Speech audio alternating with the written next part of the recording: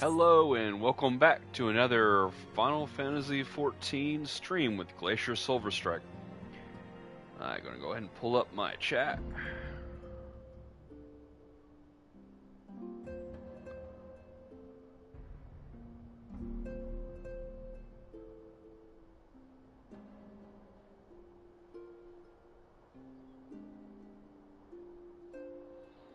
Check, check.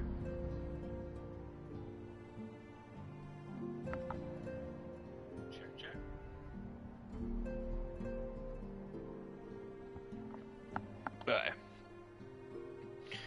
Time to continue on with the end of Heavensward. If you remember last time we came back to talk to Philman? I don't know. Minfilia's mom. And she already knew that her daughter is now gone. It's kind of emotional. It's been I think it's been exactly a week since my last stream. So let's finish up post-game Heavensward and get to the beginning of Stormblood. I am pretty proud of what I did this week. I have gotten every one of my jobs. Other than Blue Mage, ignore that. Every job that's a main job to 61, which is the first dungeon in Stormblood. So as soon as I unlock it, I can then start leveling them from there. And I hit 80 with my Summoner / Scholar. So doing really, really well.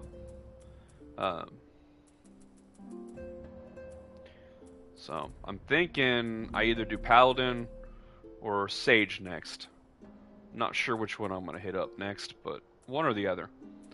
I think I've gotten a feeling Sage because once it's 80, then I just like seeing this whole side over here 80, you know. So that might be a good idea. But I am feeling Paladin more than Sage. But my OCD is all like 80, 80, 70, 80, 80, 80, 80, 80 in a row. So get that 70 to 80, right? Alright, so let's go ahead and get this rolling. We gotta talk to Totoro here and find out what the next arc is all about. I'm pretty sure I know where this is going since it is the beginning of Stormblood. Or going into Stormblood, rather.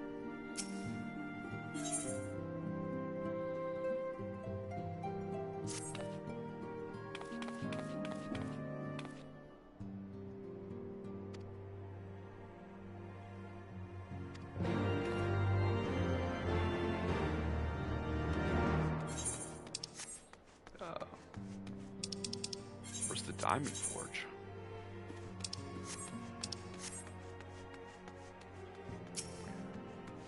Time to head over to the Diamond Forge. I don't remember ever hearing it called that before.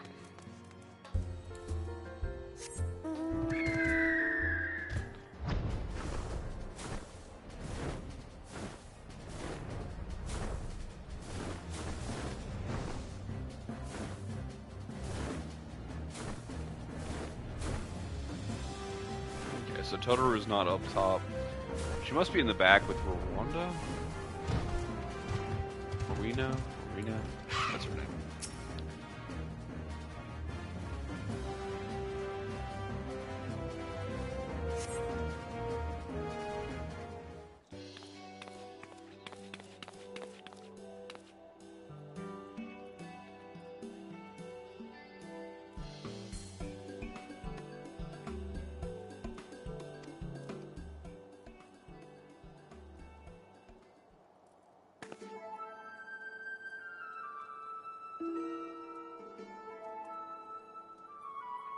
That was a creepy smile.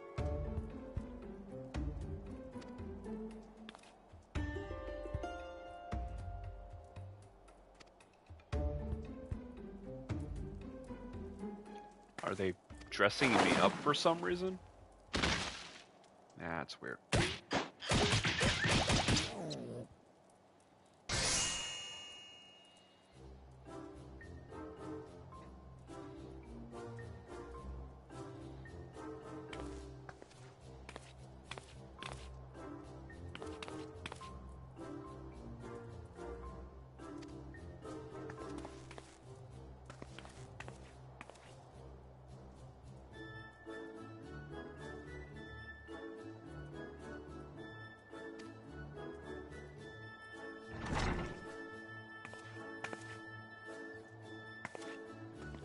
Ida.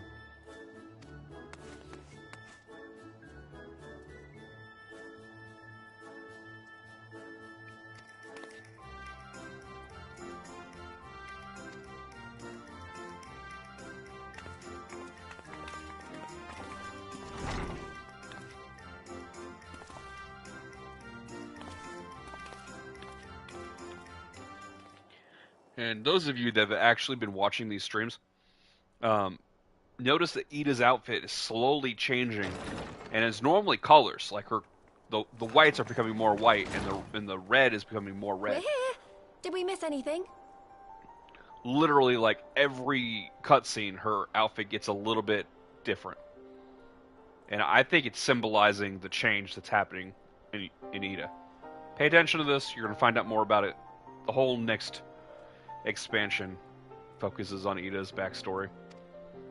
We would not presume to begin without you, Ida. Orianger has returned to the Waking Sands, but everyone else is now present. Yes, but for what exactly? We all have duties to attend to, Alphino, so you may dispense with the preamble. Thank you, Elise. It is the very subject of those duties which compelled me to call this gathering. Though the Warriors of Darkness no longer pose a threat, Eorzea's many troubles demand no less of our attention. And while I stand by the decision to approach each task as we see fit, I fear our effectiveness will ultimately be diminished should we continue to act in ignorance of each other's efforts. Thus, I propose we elect a successor to Minfilia. Not to serve as a fully fledged antecedent, perhaps, but as a coordinator of operations. Is that all? Well, then the decision seems clear. No one else has shown any enthusiasm for the role, and judging by your performance at our previous meeting, you would seem the perfect candidate. You always did have a flair for politics.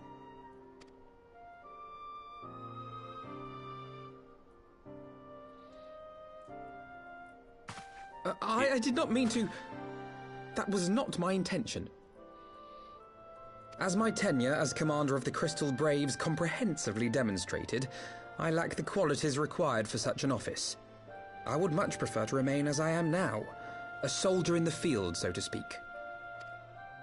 Should none of our numbers step forward, must we then constrain some unwilling candidate to take up the position? Well, based on merit alone, a certain adventurer would be my choice, though I concede she might struggle to balance her new responsibilities with, let me see, slaying primals, thwarting legatuses, and feeding the orphan poor. That last one's very much sarcastic. Thancred makes a good point. Any who would wear such a mantle would be bound by its obligations. Have we not become sufficiently familiar with each other's methods to act without an overseer? At present, I see no cause to so willingly limit one of our number. Oh my goodness, help! I need some help here! Move faster.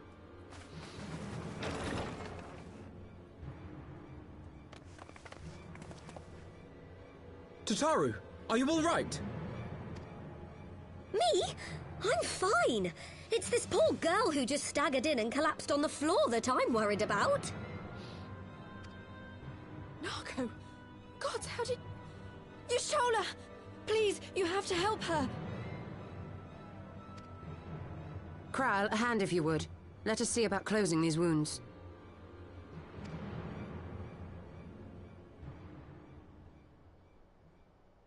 I feel like they could have given her more wounds. Less kneeling, more cuts and bleeding. We staunched the bleeding, but it may be a while before you can move about again. Though having seen your wounds, I'm surprised you are still moving at all. Thank you. My message. It was too important to delay. I took the shortest route I could, though I knew it was more heavily patrolled. As you can see, my efforts at evasion were not entirely successful. Honestly, you're too brave for your own good. What was so urgent that you needed to fight half the Empire to get here? You could have been killed. I'm sorry, Ida. I had good reason. Ah, but I imagine your friends are wondering who this bloody mess of a Mikote is. My name is Minago, and I belong to the Alamegan Resistance. I came to warn Ida and Papalimo about one of our leaders. A man who calls himself the Griffin. He's always been dangerous, but he's planning something new. Something reckless. The Griffin, you say? I've heard the name. Rumor has it your man is eager to test his claws. Aye, and on no easy target. He means to assault Belsar's wall from the Alamegan side. But what does the Griffin possibly hope to gain from such an attack? From what I understand, he wants the fires of war to spread to Eorzea. And for that, he needs to control the border with Gridania. So, he means to spark a conflict between the Alliance and the Imperial forces stationed in Alamigo, to have Eorzea's armies aid in the liberation effort, whether they will it or no. His plan is flawed. Even should the Resistance succeed in occupying the wall, they would not be able to hold it. Imperial reinforcements would drive them out within a week. Be that as it may, if there is even a chance that this scheme could bring about an escalation in hostilities between Eorzea and the Empire, the Alliance must be informed. Agreed. I should depart for Limsa forthwith and seek an audience with the Admiral.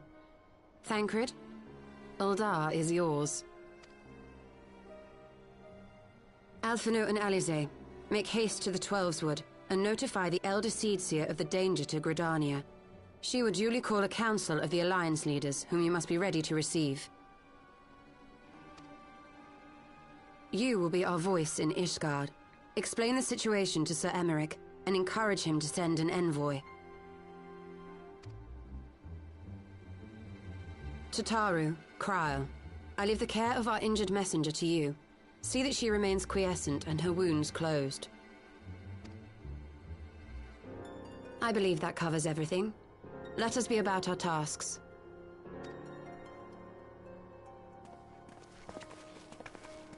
I suspect the ill tidings from Girabania will be held as a turning point. The beginning to a bloody end. The business of war was ever conducted with the coin of self-sacrifice.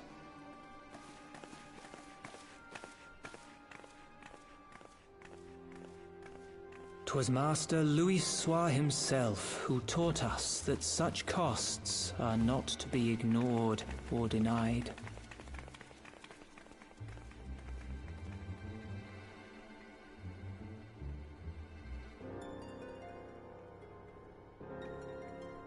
And so, I shall embrace them. When the time comes, I will make my choice, as you will yours.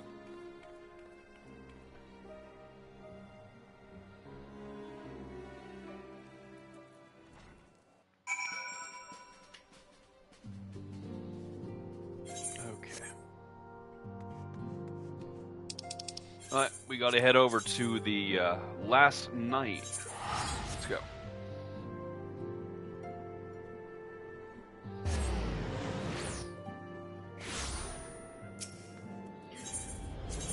We've had 2 conversations with the Griffin already, and we can't trust him. Well, the first conversation, technically, he wasn't the Griffin, his code name.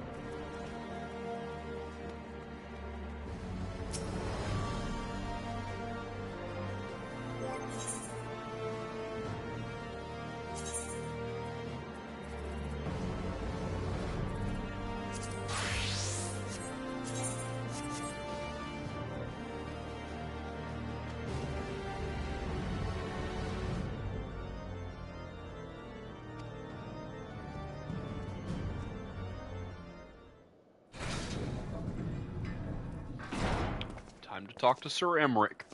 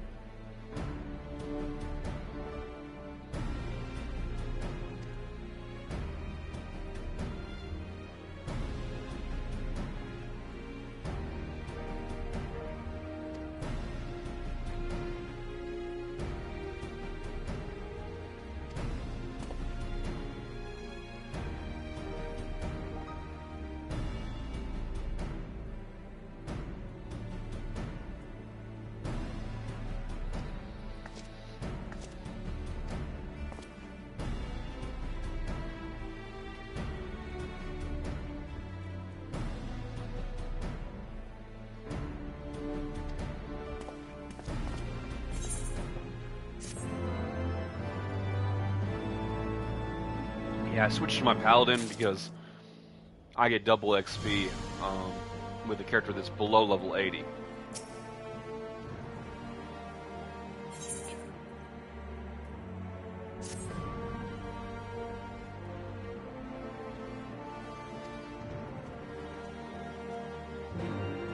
I feel like doing all these quests, I mean these little mini quests right here, they don't give that much. But still, doubling it will add up.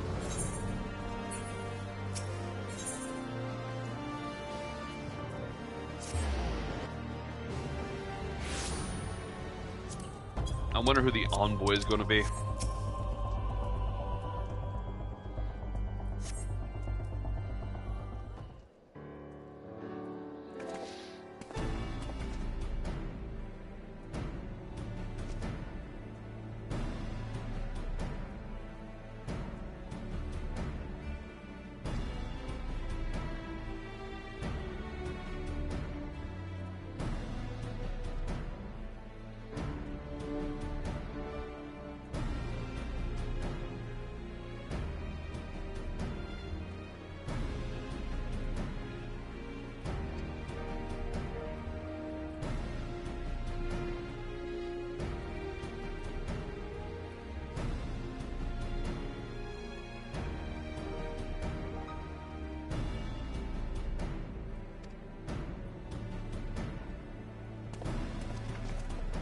Alright. Now we gotta stop by Dragonhead and make sure their defenses are all built up.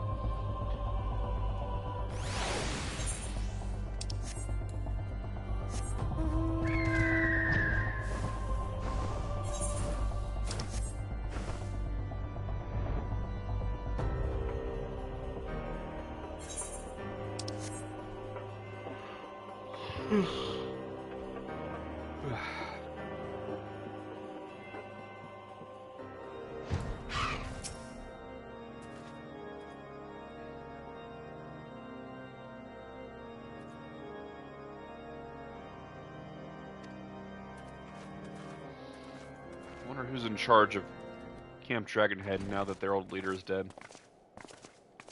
No way.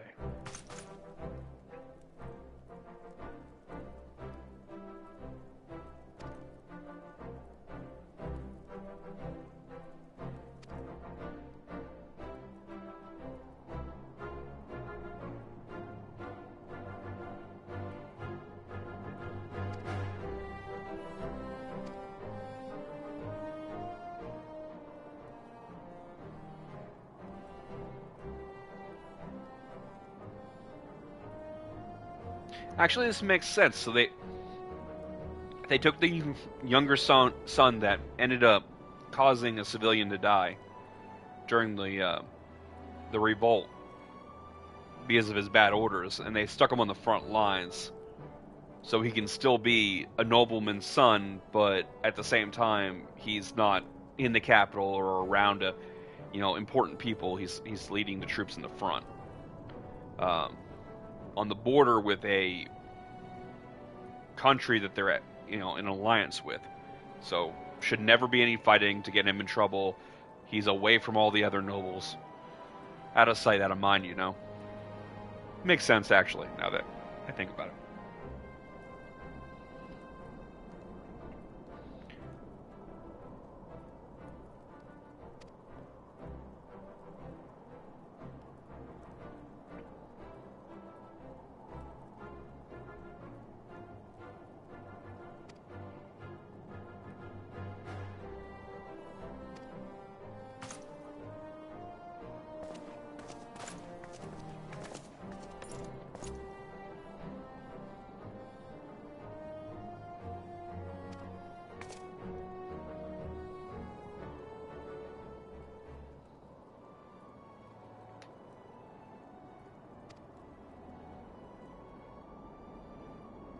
Oh, haha. He put a giant picture of his brother up.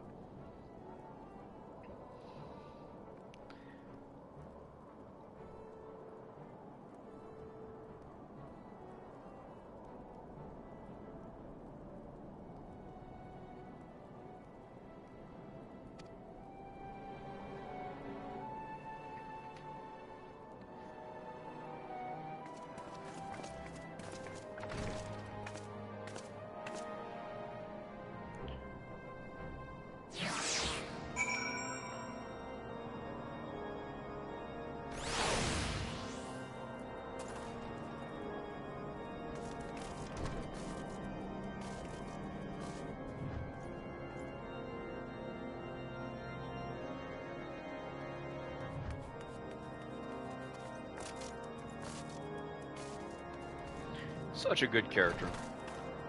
Really wish I didn't have to kill him off.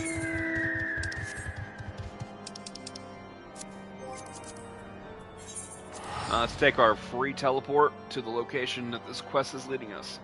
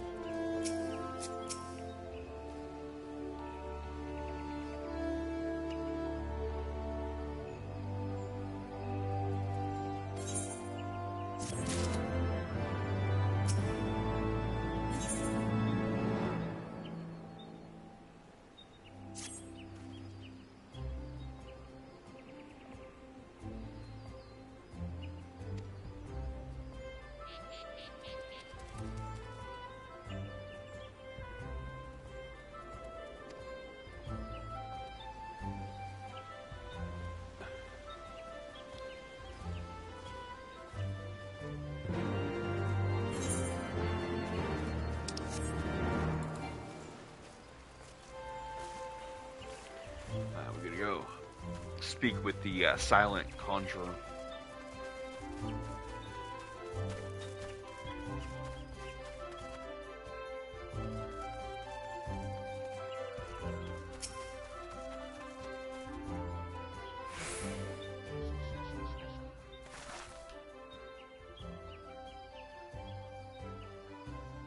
They actually leave the Christmas stuff, like, in the cutscenes.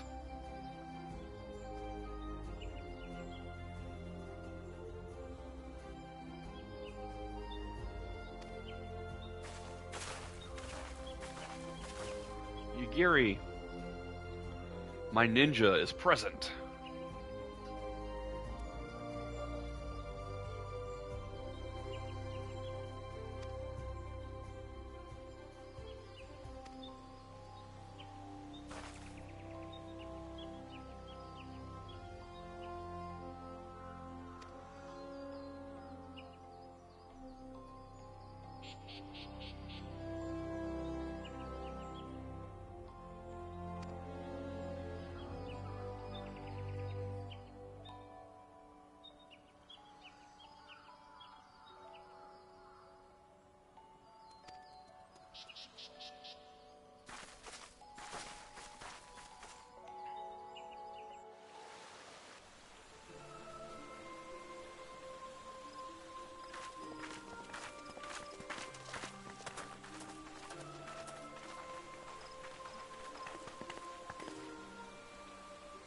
I bid you welcome, my friends. As you will by now be aware, the Scions of the Seventh Dawn have come into possession of certain intelligence concerning recent developments in the region of Gyr Abania. It springs, I am assured, from an unimpeachable source. Is that not so, Master Alphino? Indeed, Elder Seedseer. Our information comes directly from a member of the Resistance's inner circle, and we have no cause to doubt its veracity. This griffin of theirs is a fool if he thinks he can hold Belsar's wall against the Empire. When the Imperials move to take it back, they will come in force, and the resulting fighting is all but certain to spill over into the Black Shroud. At the Battle of Cartano, the combined might of 3 grand companies labored to contend with the remnants of but a single Imperial legion. Alone, Gridania would be hard-pressed indeed to hold back the tide, should the Garleans turn their minds from reclamation to invasion.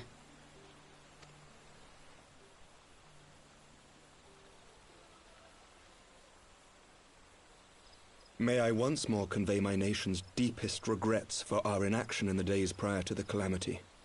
'Tis a stain upon our ledger that I would fain remove.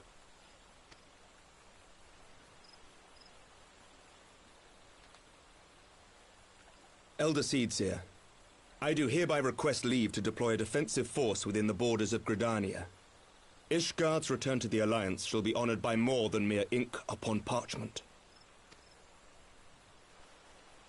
The Doman people, too, would join any effort that weakens our common foe.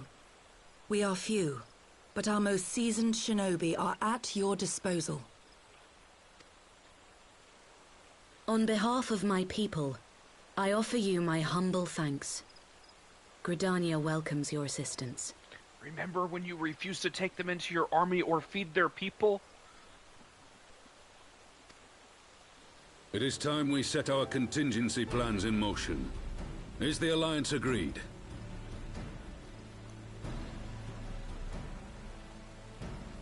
Then let us make ready for war. Victory favors the swift.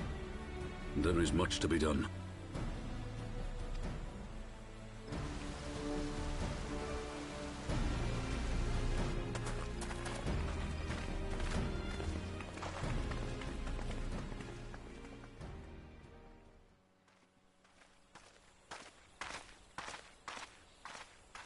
The Council knows that Alamigo will not soon be wrested from the Empire, and its decision to bolster the border's defences seems eminently practical. Why then, brother, do you scowl so? I agree that they have chosen the wisest course available. Indeed, the only reasonable one. Yet something feels awry. In making ready for war, is the Alliance not granting the Griffin the very thing he desired? Any attempt to hold the wall is doomed to failure, aye. But I wonder if we have misjudged the prize for which he plays.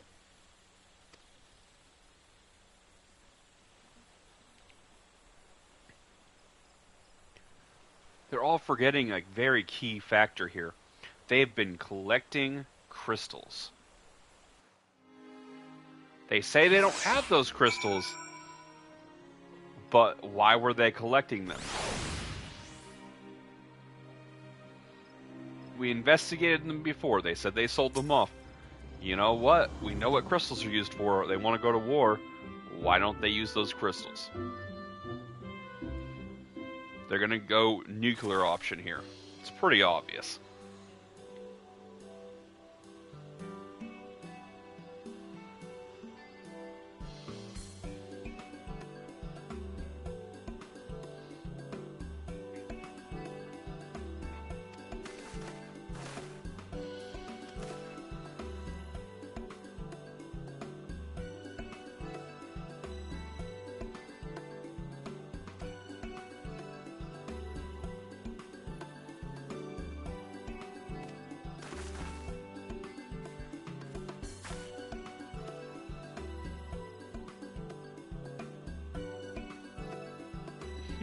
Snowman.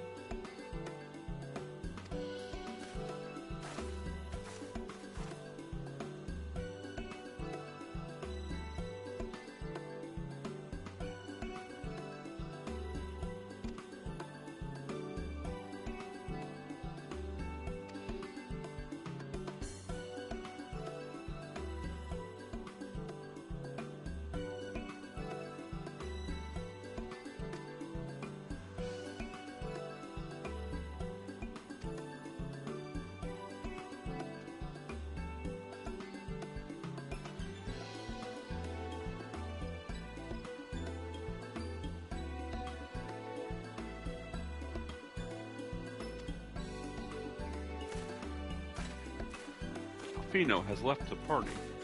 Kiakiri has entered the party.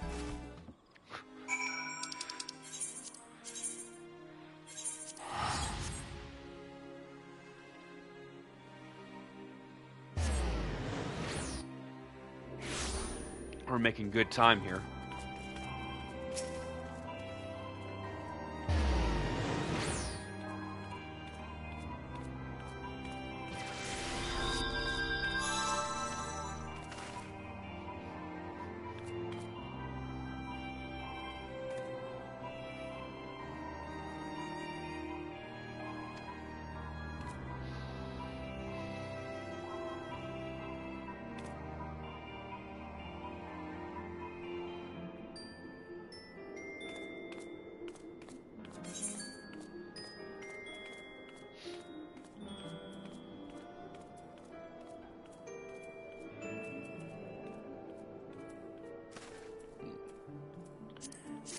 Grab some eggnog, be as it is this season. Griffin on the wall.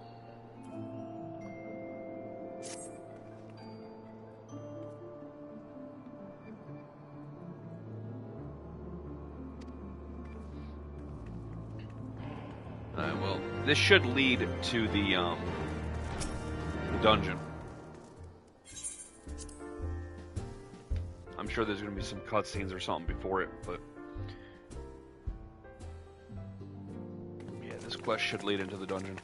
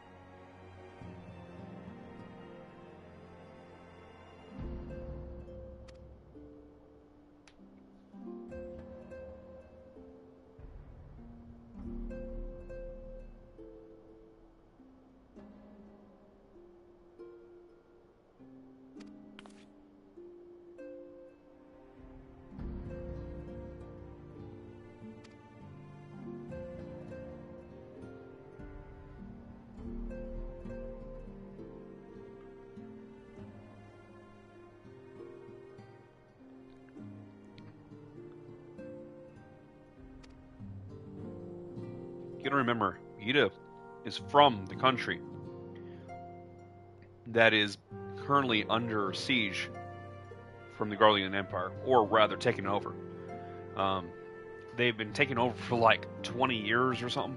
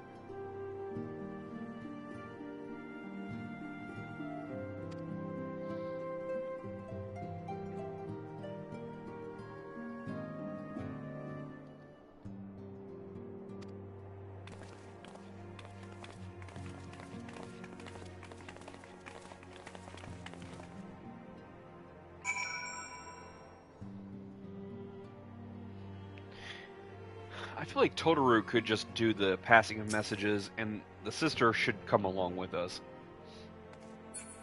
That's my feelings on this. I don't know why. If you have a non-combatant that can stay and do the job of a combatant, I mean, you're gonna make her stay behind. That doesn't make any sense.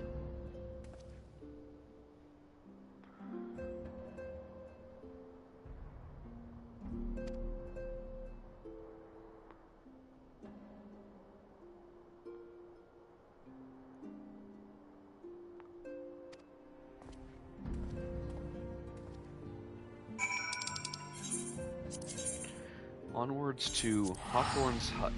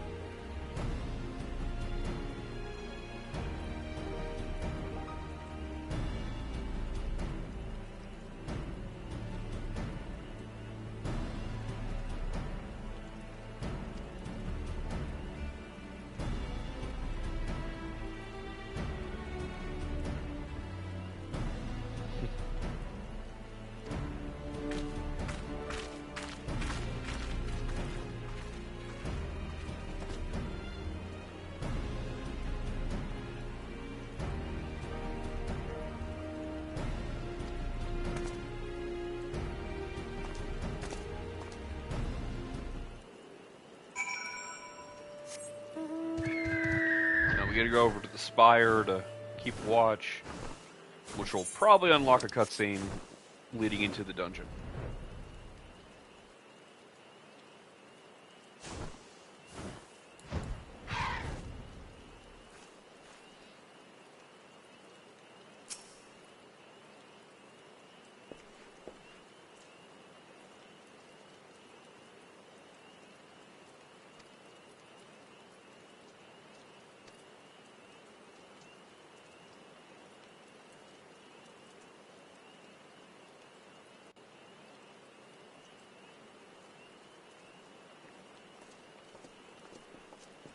Ah, Pippin and Hilda.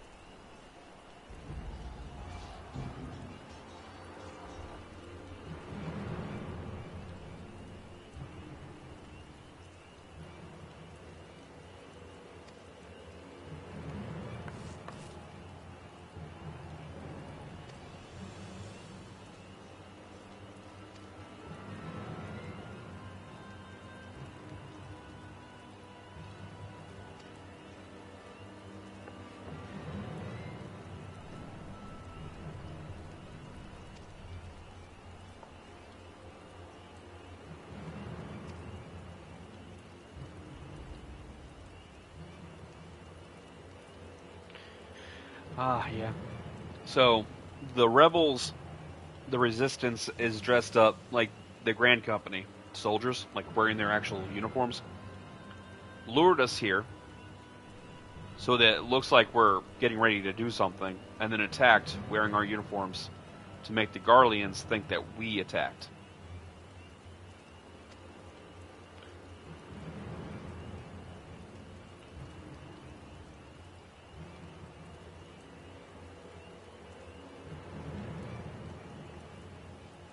Garleans are evil. They're bad guys, okay? Don't get me wrong here. But I have noticed a lot of people from Alamiga, the place Yita's from, place that's on the other side of that wall. They are not good people. I know that their country's been, you know, under the rule of the Garleans for like 20 years, and they're very desperate. But they really like to turn traitor and throw your allies. Like, we've been taking the refugees in for 20 years. Like, kind of messed up.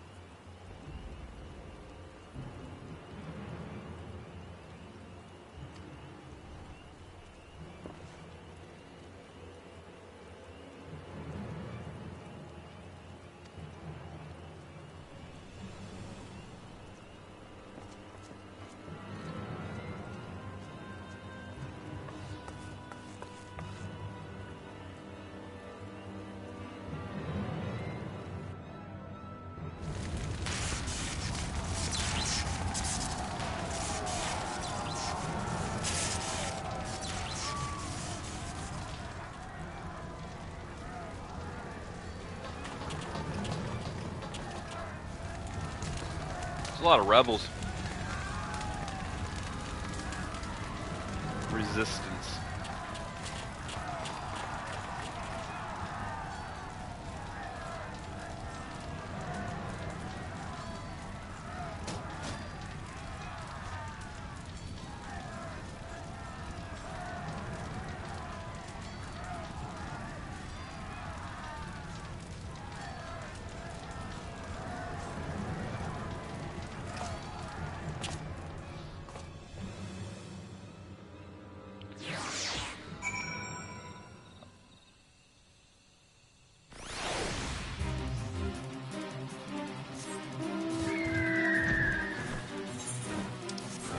Right over here, it's going to be the entrance to the new dungeon.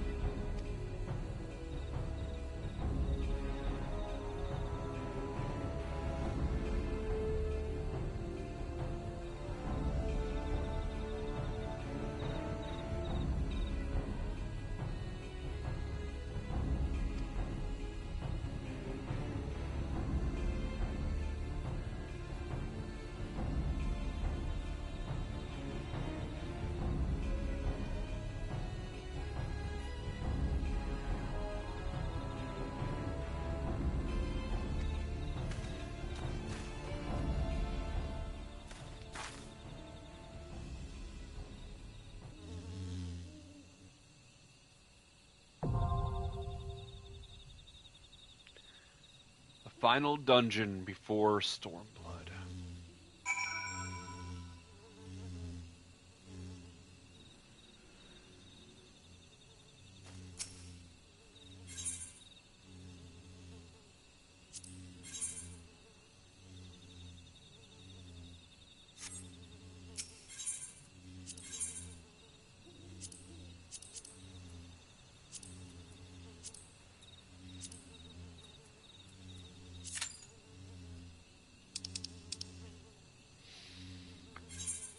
Nope, not wasting 5 minutes of my life. Let's just do this with NPCs. Now, should I tank this?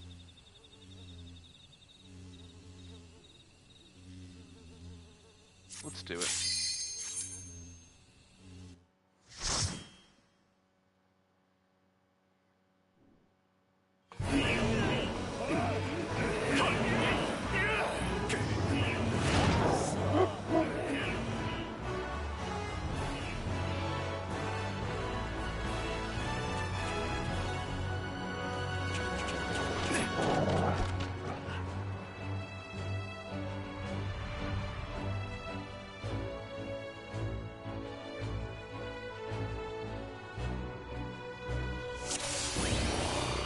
Alright, tank stance equipped.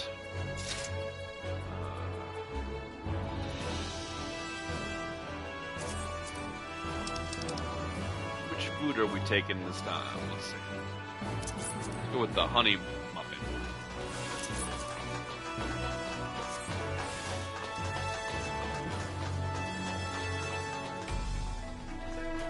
It's been a while since I've tanked something. I have a lot more abilities active right now.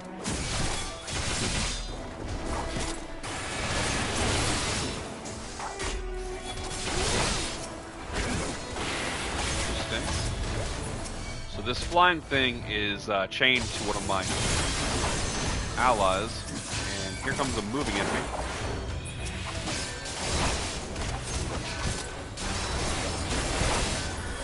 There's a lot going on right now.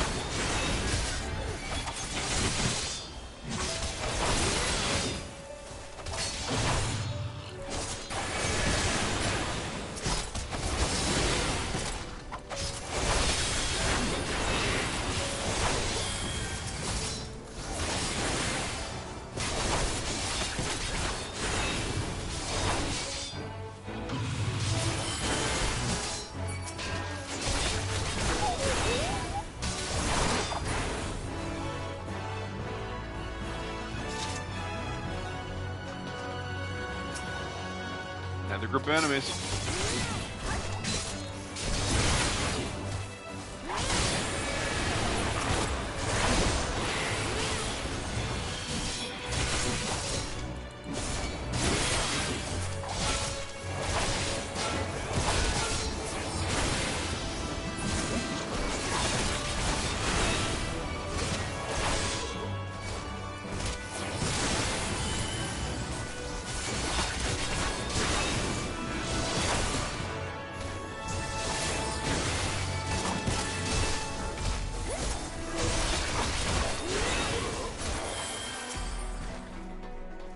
I thought they were about to drop a key for the door.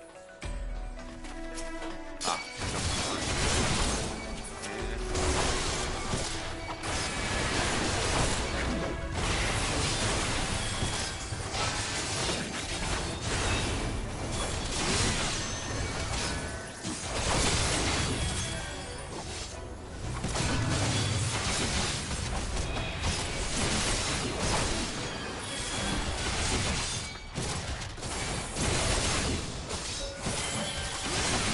Yeah, as a tank, don't forget, you never want to give your back to the enemy. It's a good idea to get out of most attacks. If you see the attack lines on the ground, just walk out of them. Pay attention to your cooldowns, pay attention to the enemies, pay attention to your allies' positioning. And try not to move around too much. I know you need to move around sometimes. Like that, good idea to move at them. If you can, just move right back into the same spot. That way your allies don't have to move. Because that is absolutely obnoxious, and in some situations can ruin a combo. Some attacks have to be attacked from behind. Some attacks can only go a certain distance. Some attacks have to be channeled.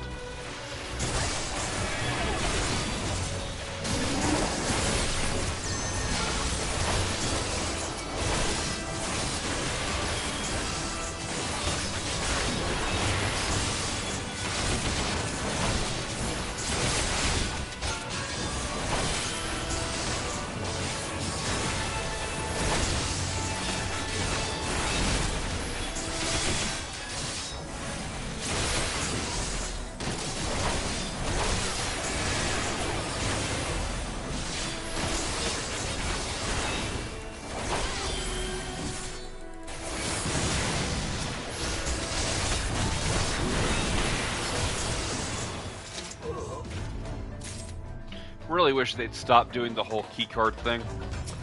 Just have the doors open when the certain enemies die. That would speed up the entire dungeon. Like, if there has to be a group that dies, then when that group dies, just the door automatically opens. Or, if you really want there to be a keycard involved, just say a keycard drops to the ground and such character, whoever got the kill, picked up said keycard. That's it. Boom, end of story. Now I don't actually have to hold down a button and wait for it to channel and pay attention.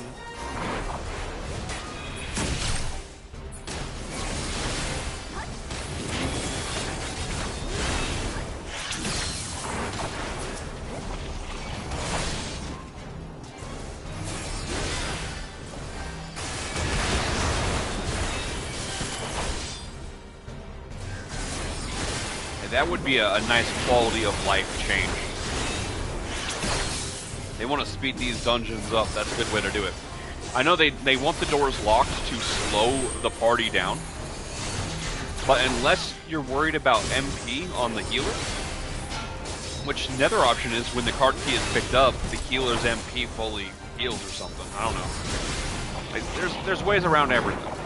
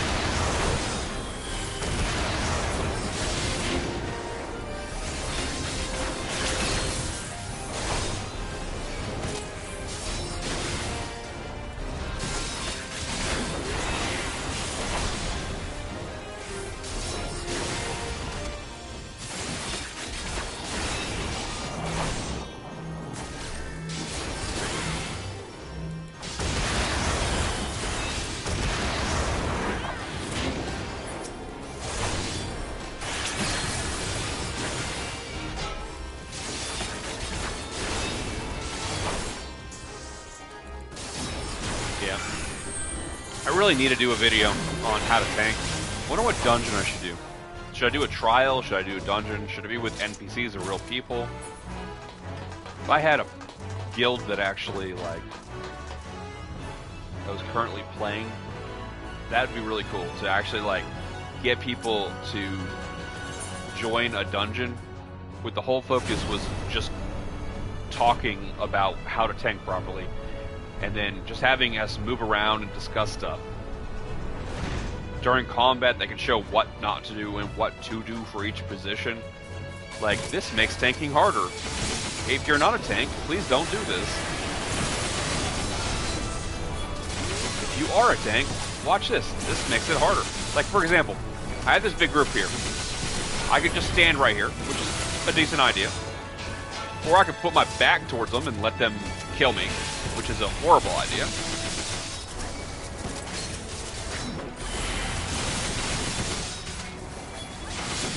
There's a lot of things we could do. I can move these people off of, like this hand right here has a cone attack. I know it has a cone attack. I should move it away from my squad. Also has a line attack.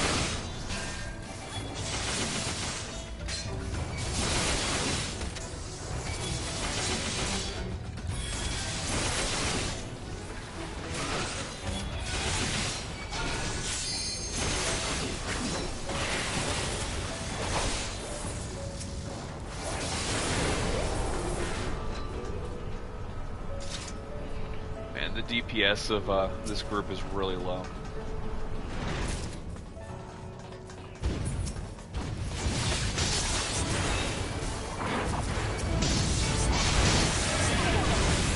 Now you want to point these guys away from your teammates.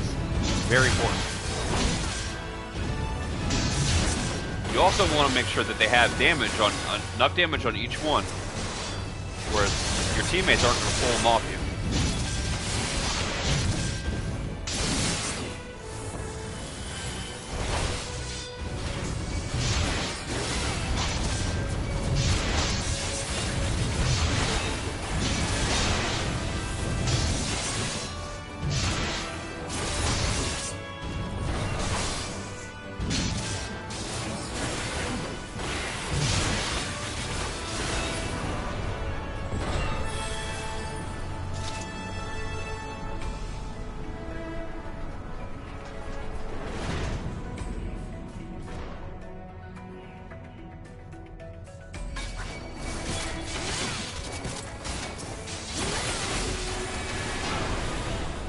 I got this team, or this group of enemies. I just want to pull them right off of my allies, since I know that this one has a cone and a line ability. But I don't want to go too far, because look at this. Another group of enemies.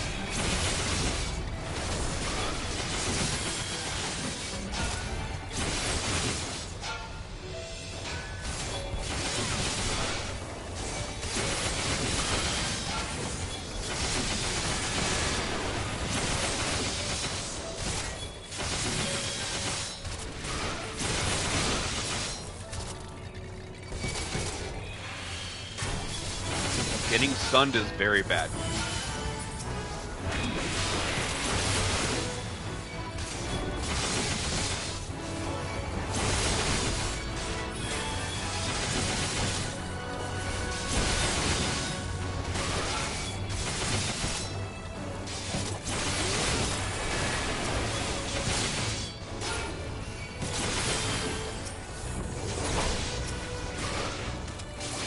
Once you're down to 3 enemies, and you know you have enough aggro on all of them, it's time to go ahead and switch from the AoE back to single target.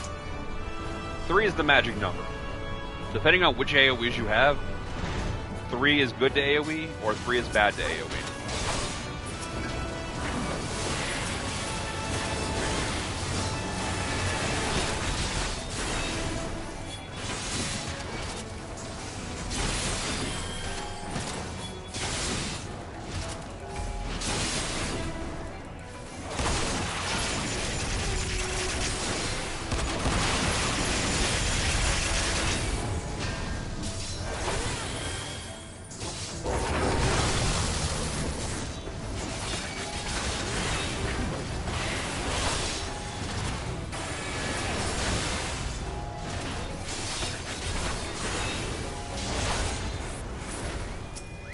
Another thing to watch is that left side where it shows which enemies are aggroed onto who. If it's a red square, you have aggro.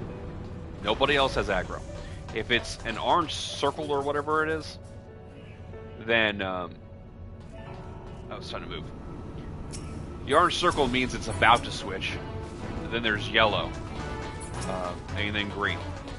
Yellow means, I think orange means it's about to switch, yellow means this is switching, and then green means you have no aggro.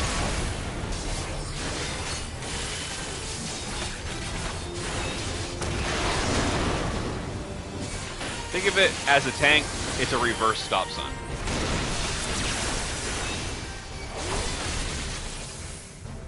You gotta turn the red dot away.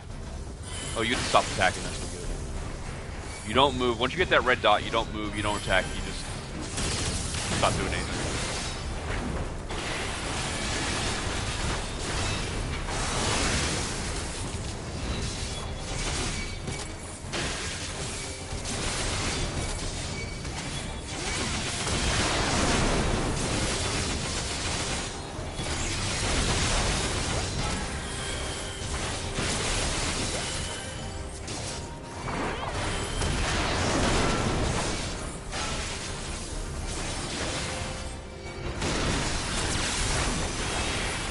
Don't move. Oh, there's Ghost.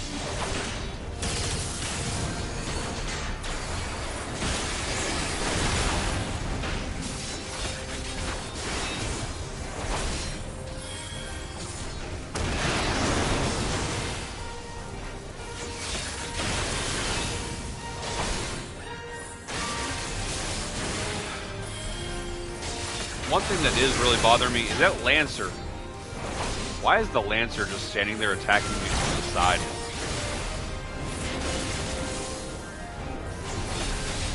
Watch the floor. Don't stand in the green lines.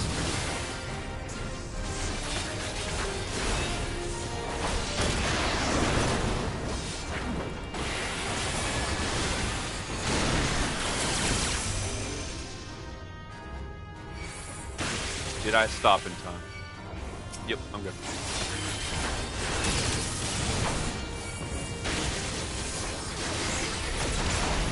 There we go.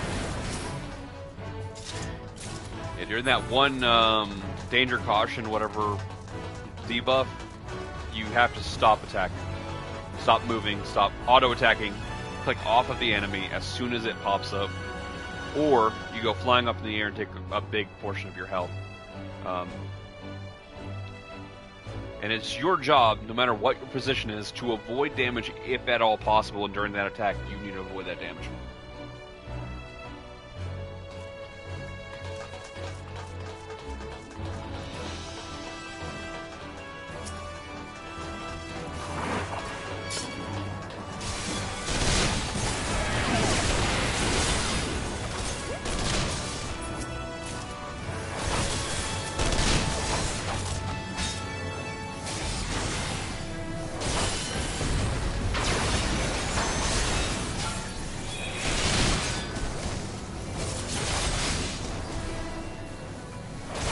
Big boy gunship likes to do AoE, so does the Reaper. The Reaper dies faster. So do the little people. They die pretty fast.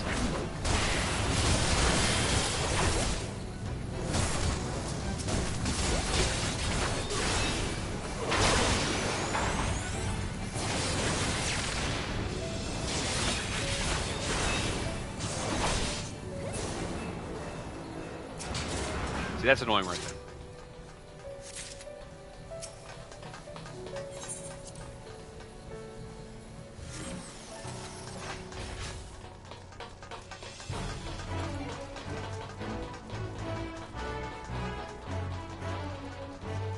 Just think it's very silly that we gotta pay attention to the key dropping. Stop everything I'm doing for a short amount of time, not a long time. Stop everything I'm doing for a little bit of time, and then pick up the key. Just a little silly. It was silly when it was first added in the game. It's very silly that it's still in there years later. Now, if it's part of the mechanic, like the oil drums and that one palace, Wanderer's Palace, that makes sense. Okay? That's a puzzle. They want you to figure out where to put the oil cans and how many to collect.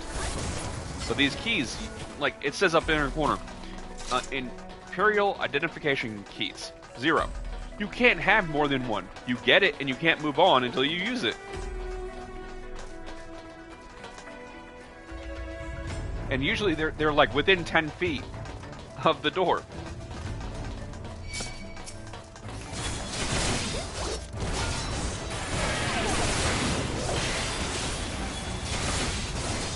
I didn't notice that before.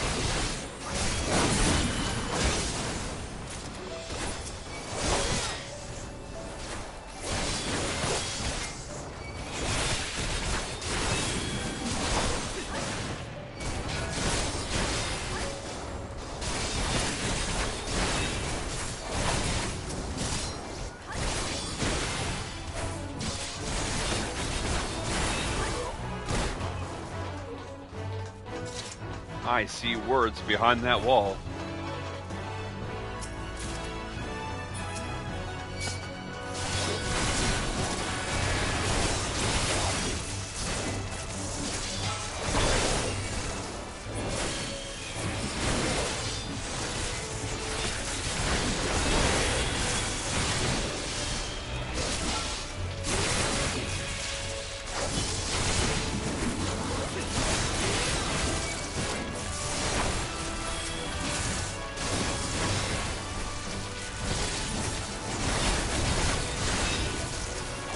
We're almost to the Griffin.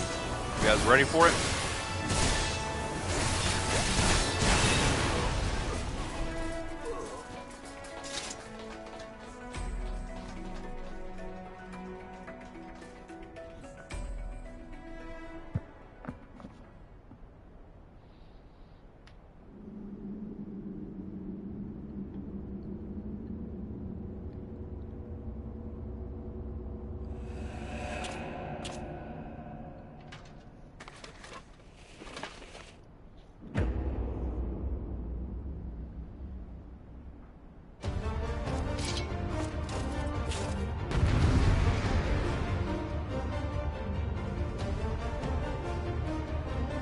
If you don't remember who this is,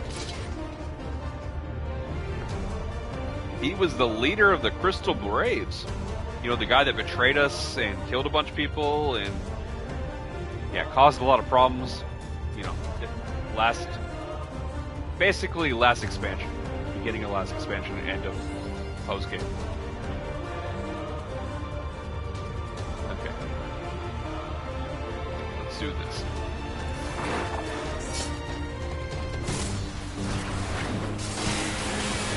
This fight isn't all that hard. Make sure you dodge his abilities. Why is that Lancer standing? When you fight an enemy like this, you run through him, you turn around at the tank, and everybody stays behind him. Don't look at the eyeball.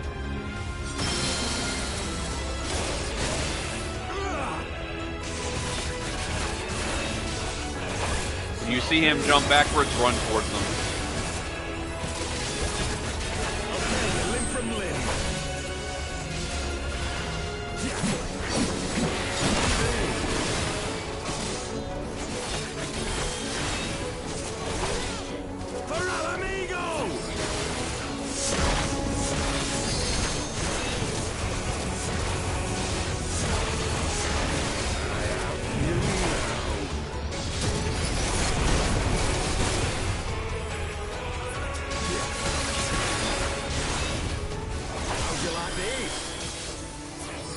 Don't look at the eyeball. Oh, that got me? Yeah!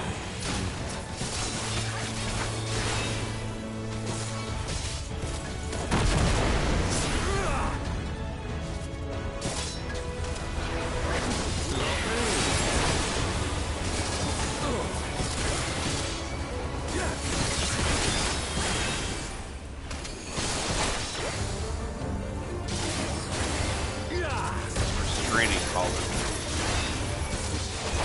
Now you attack the collar.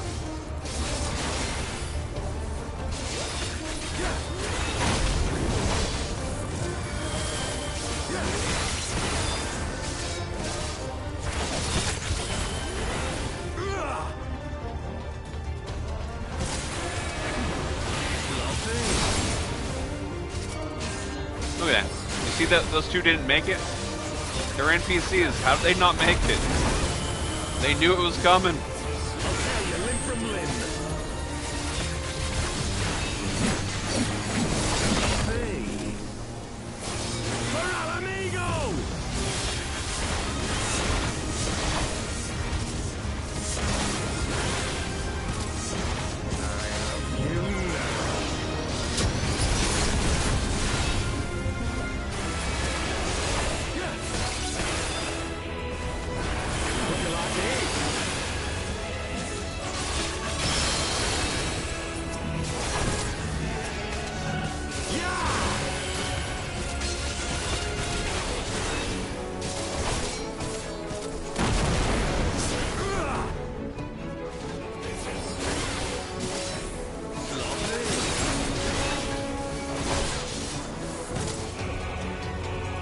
And we won!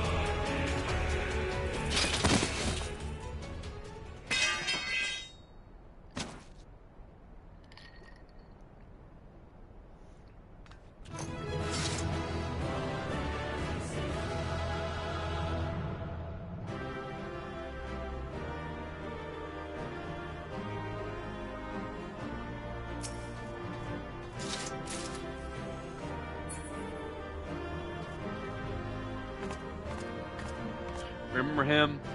Person that threw a cute coup, tried to kill the Uldon princess or queen or whatever.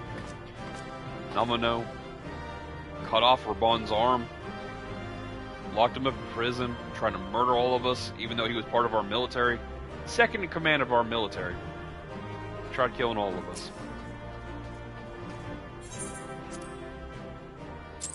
Because the have-nots want what the haves have.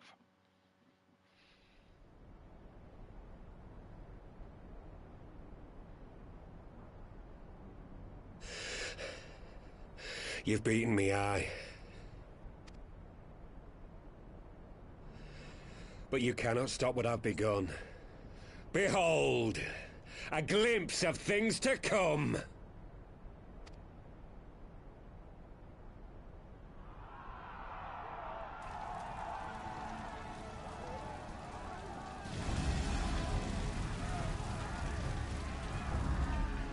I've said it over and over again. Why don't the good guys ever just kill the bad guys instead of letting them, use their trump cards and whatnot? We did it! We showed the bastards! Aye! Victory is ours! And who knows, lads? Mayhap the Eorzeans will finally see sense when the enemy turns up on their bloody doorstep.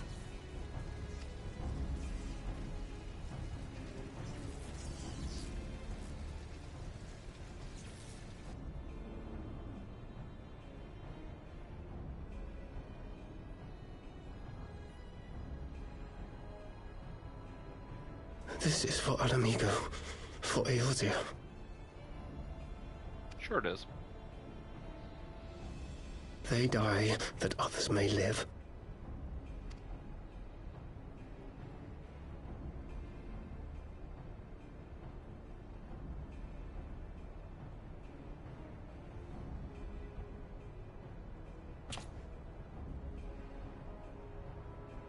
Vanguards! Attack!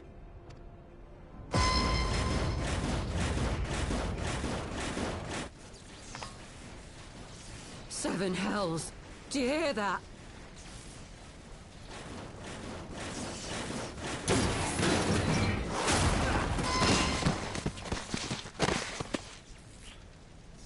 War machines! How did they get here so quickly? Stand your ground! For the resistance!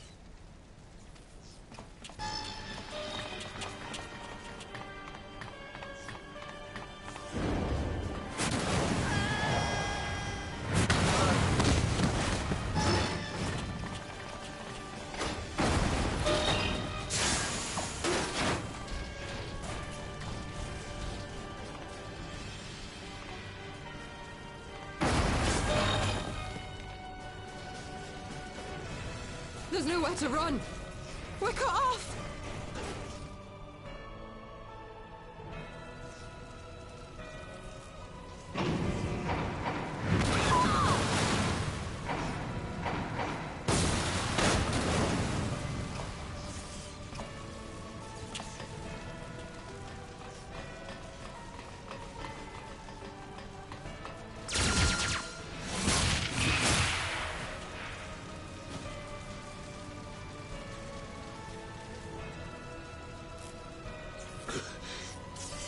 Gods help us.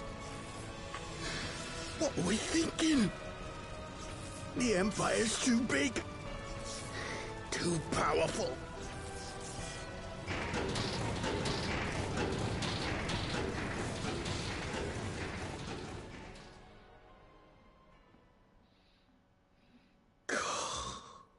Mighty Rolger. Grant us the strength to crush.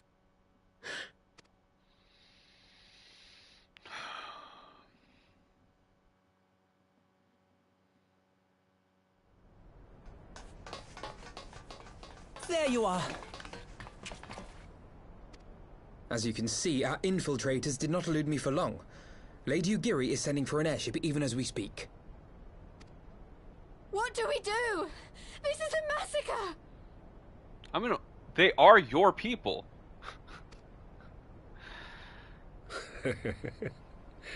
How wonderful to see you, Commander. Ilberd. I should have known. That's his name, Ilberd. Like I care. Actually, Griffin is a cooler name. This has to end. It has to end now. Do you not see your countrymen dying? Have your ideals rendered you blind even to that? Order the retreat, and we will help your soldiers to safety. Retreat? With the moment of my triumph so close at hand? You truly are a sheltered child, Leveilleur.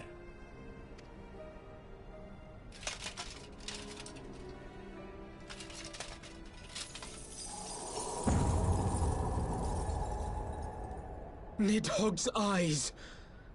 No abyss is too deep for you, I see. But trust me when I say that such power was not meant for mortal hands. How long have I struggled to reach this point? My countrymen, so inured to the taste of defeat, they no longer balk at its bitterness, shouting my throat raw with rallying cries, only to be greeted with dull eyes and blank faces. My brothers and sisters in Ulda have surrendered to their apathy and their appetites. Were it not for the glint of Lodorito's coin, I doubt even those here now would have answered my call. Take back our homeland! Free Alamigo! Ha! They'll happily mouth the words, but they won't spill the blood. You say no mortal should wield these eyes? Then I shall gladly become a demon. I will suckle on the souls of the hopeless and liberate the homeland they no longer deserve. What exactly do you mean to do? Bro, he joined the Scions to fight against Icons, which are summoned gods. Those eyes are known for being powerful enough to summon said gods. He's holding both of them in his hands, and he's saying that he's going to use their souls as material to summon what? Yeah. What is he going to do? You should know! You trained him how to do this! Did you hear their cries as victory was snatched away from them? Even with their dying breaths, they cursed the Empire.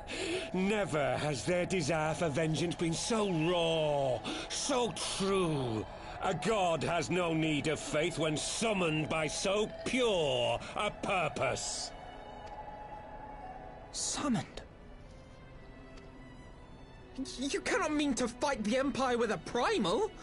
You know full well the danger, the futility of relying on such power. Oh yes, I know their limitations. Which is why I will call upon a deity more terrible than the very black worm of the calamity itself.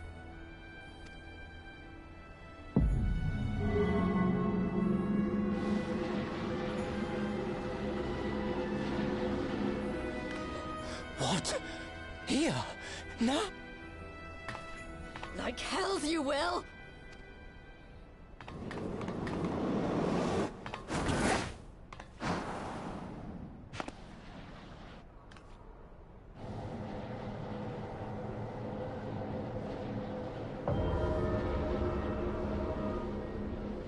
An ending to mark a new beginning. My pain, my longing, you shall have it all!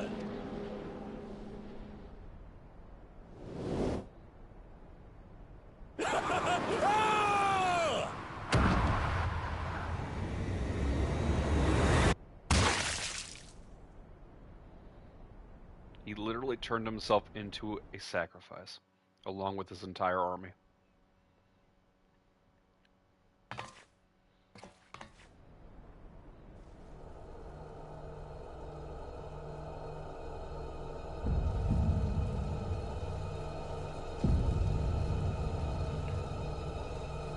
I'd like to point out too, earlier, those two Garlean soldiers on the wall weren't Garleans. They were the leaders of two of the groups of the Braves. The whole thing was orchestrated by him.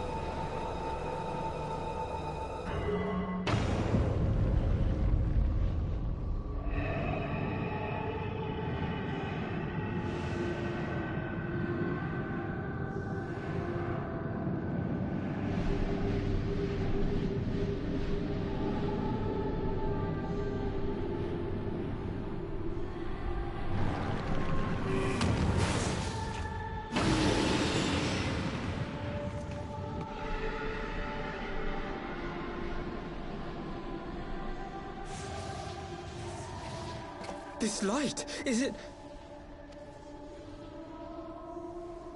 His death completed the ritual. The primal is taking shape. Well, can't we stop it? There must be something we can do!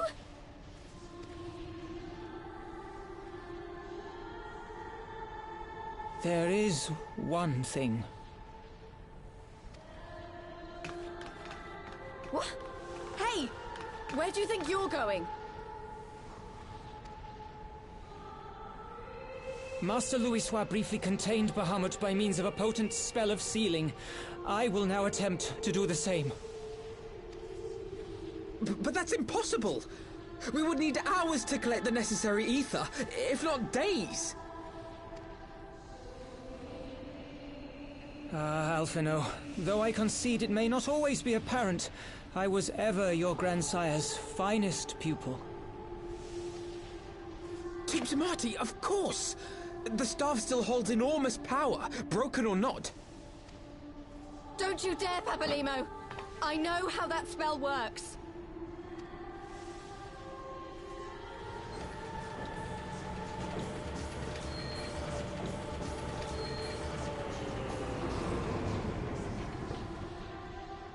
It is time to leave! Quite right. Quickly now, off you go! The further away, the better! No! If you're staying, then so am I! No, Ida! There is a path only you can walk, and it must not end here, not like this!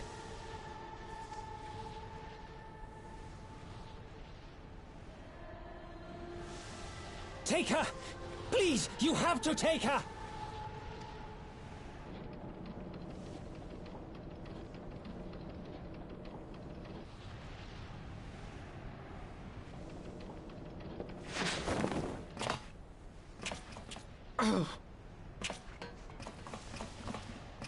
What? No! Damn it, Thancred! Put me down! Thancred! This is one battle you cannot fight. Away with you! Go!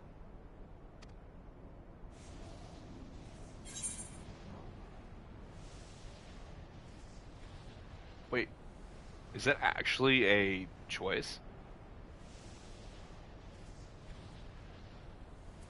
Just want to know what happens if I decide to stay.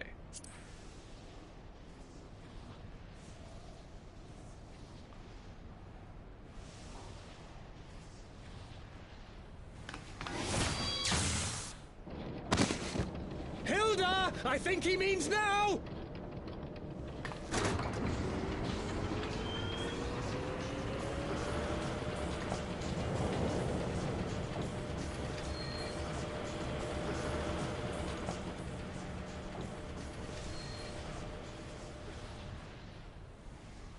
I bid thee farewell again, my dear Ida.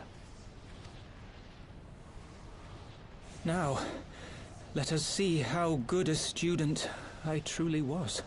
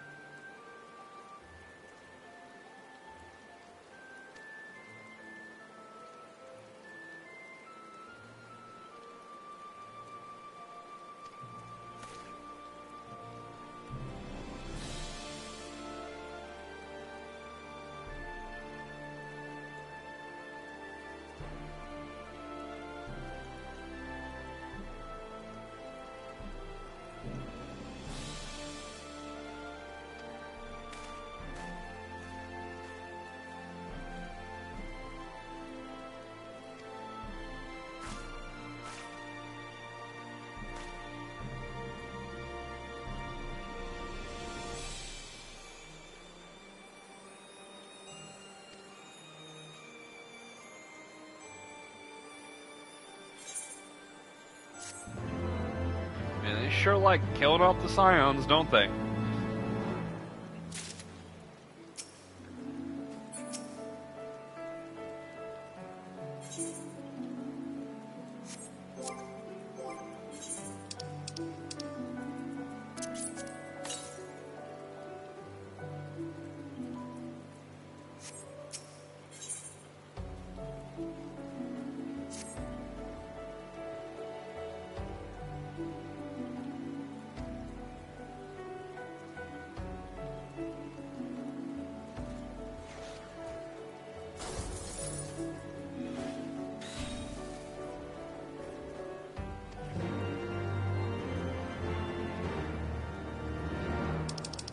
Hi.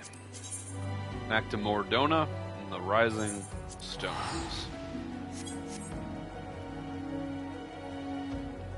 Yeah, the first time I played this, there was large amounts of time in between the different things I was doing. So, like, finding out Minfilia had, like, turned into a crystal, and then watching Papalino die was, like, 10 months apart from each other versus a week. So now that I'm actually playing the story like back to back to back, they're dying off fairly quickly. This time around, it just when you're playing things as they're coming, like when I first started playing the game, the newest content was basically this right here. Okay. The last thing, like, when I first picked up the game, this dungeon did not exist. It came out with the first patch after I started playing the game. So this is right when I started playing the game. But it took me forever to get to this part of the game. I mean, I was just taking my time, I was leveling, I was exploring, I was doing all kinds of stuff. I was not focused. Now that I'm just focused on doing the story and getting through it, there is a lot happening all at once.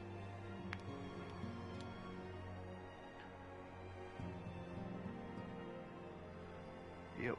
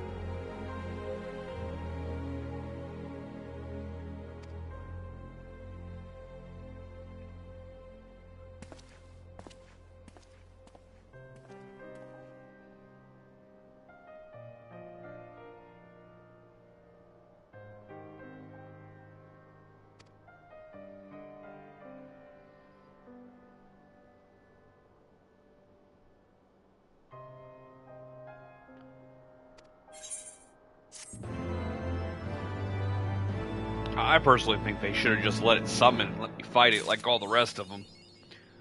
Why sacrifice one of the Scions, supposedly the strongest mage out of all of them, in order to slow it down?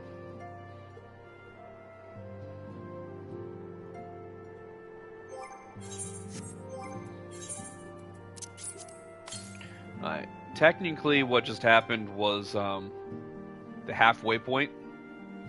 55% done for the for this chapter.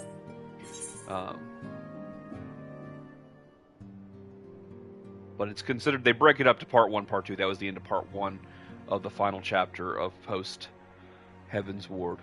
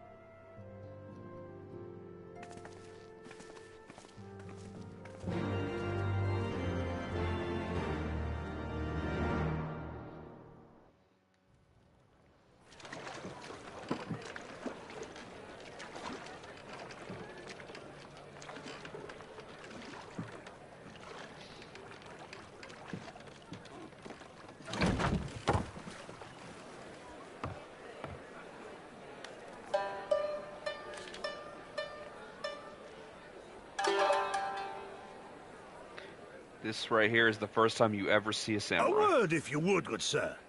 This place, it is within the realm of Eorzea. You're an odd-looking fellow, aren't you? Still, takes all sorts, I suppose. This here's Vesper Bay, Thanalan's door to the ocean, as some folk like to call it.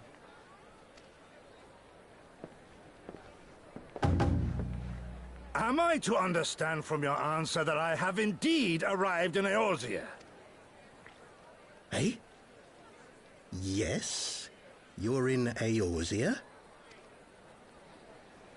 Ah! A plain response at last, and the one I wanted at that. My journey was not without its hardships, and I would sooner travel by land than put to sea again.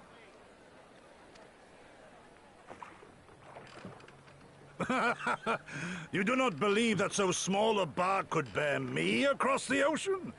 Such timid little sailors. I had but to set my course and set my jaw till I made port.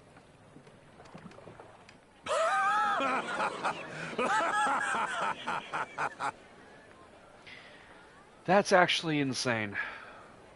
I know where he's from. Back when I originally watched this cutscene, I wouldn't have known that. Now that I'm thinking about the distance he had to travel on that little tiny boat on the ocean, that's insane. Though, 'twould perhaps have been wise to lay down my oars a moment to sup on more than the spray of brine water. By the trembling of my limbs, I sense a brief repast may be in order. Nay, I will not hearken to the feeble grumblings of an empty belly. Duty comes before all.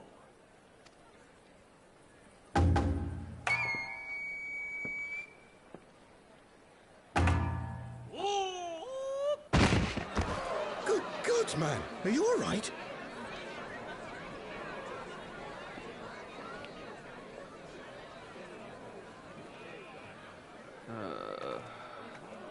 Thou art far indeed from home, friend. Right?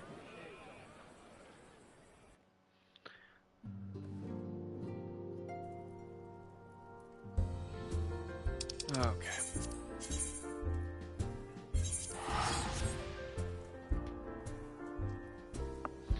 So, at this point, you have now seen both the classes that were added to the Stormblood expansion. The Red Mage and the Samurai. They were introduced in the last couple chapters. That last video was the first time you ever see a Samurai. And then, back when we were dueling against the Warriors of Darkness, was the first time you saw a Red Mage. I just naturally started walking towards the barracks to talk to my my squad.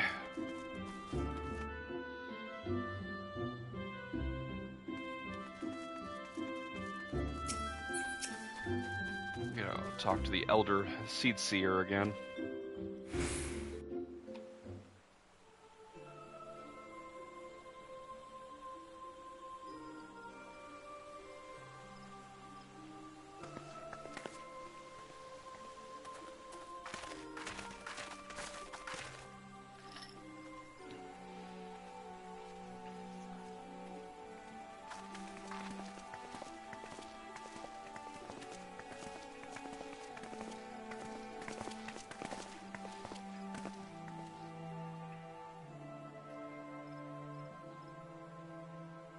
Dear friends, pray accept my heartfelt thanks for your efforts in defense of Gridania's borders.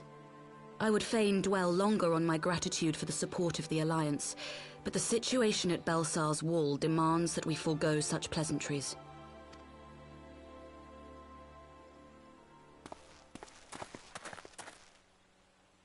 According to our most recent intelligence, the cocoon of light that formed in the air above the wall remains undimmed and unbroken. After measuring the cocoon's etheric concentrations, Archon Y'shtola has confirmed the presence of a primal entity.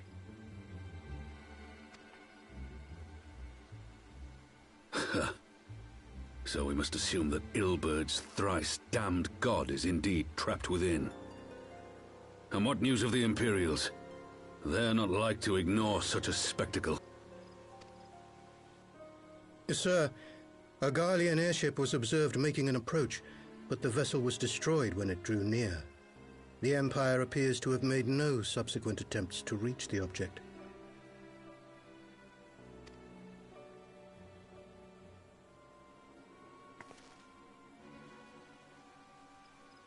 The soldiers who witnessed the incident spoke of a lance of light issuing from within the cocoon.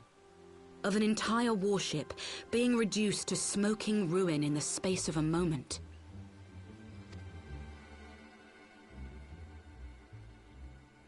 Veterans of Cartano, meanwhile, likened the destruction to that wrought by the fiery wrath of Bahamut.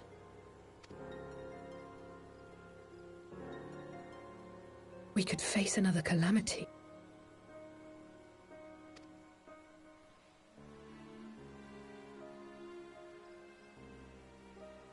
So the Primal is awake, then? Contained, yes, but for how long? We must destroy it now, lest it break free. Agreed. There is, however, the small matter of how to get close enough to a being that swats warships from the sky as you would a bothersome gnat.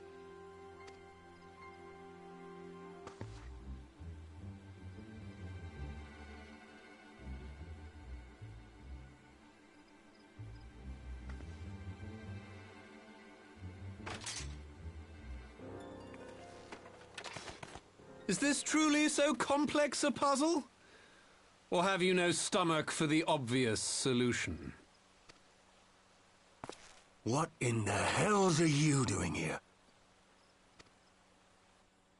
A pleasure to see you too, Garland. Now, if you'd be so kind as to explain to these good people why you should be begging me for my assistance, that would be most appreciated.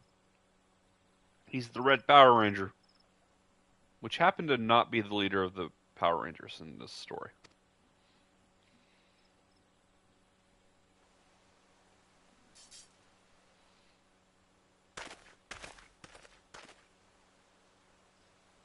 Who is this man?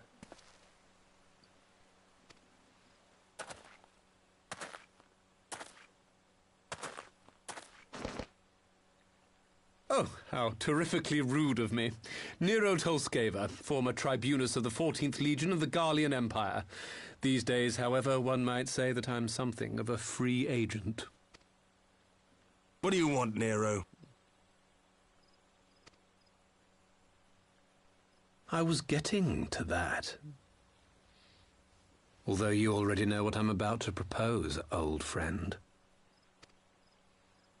As you have rather belatedly realized, within that frail binding lurks an entity alike in strength to the great Bahamut, and the only force in existence which might conceivably contend with such a foe is the very creation which captured the Elder Primal in the first place.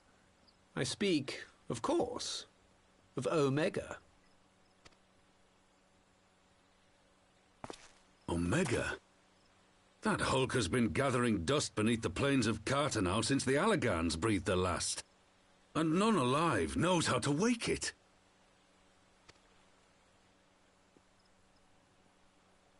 I'm sorry? Do you understand who it is with whom you have the privilege of speaking? I'm Nero Tolskeva, Master Engineer, the mechanical genius who restored the Ultima weapon to full operational capacity. And as luck would have it, I'm graciously offering you the use of my considerable expertise. And what, you just expect us to accept? You're a fool if you think your deeds at the Crystal Tower are enough to win my trust, Nero.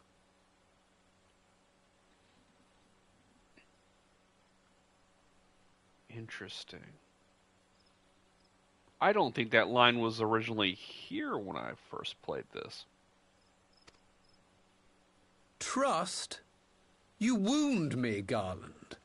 All those years, studying side by side at the Academy, sharing both trial and triumph, we were countrymen once, you and I. But sentiment aside, have you a better solution? Or do you mean to send in your vaunted hero there, as you always do, and pray the world is not engulfed in flame? Hey, I'm pretty good at ending these things.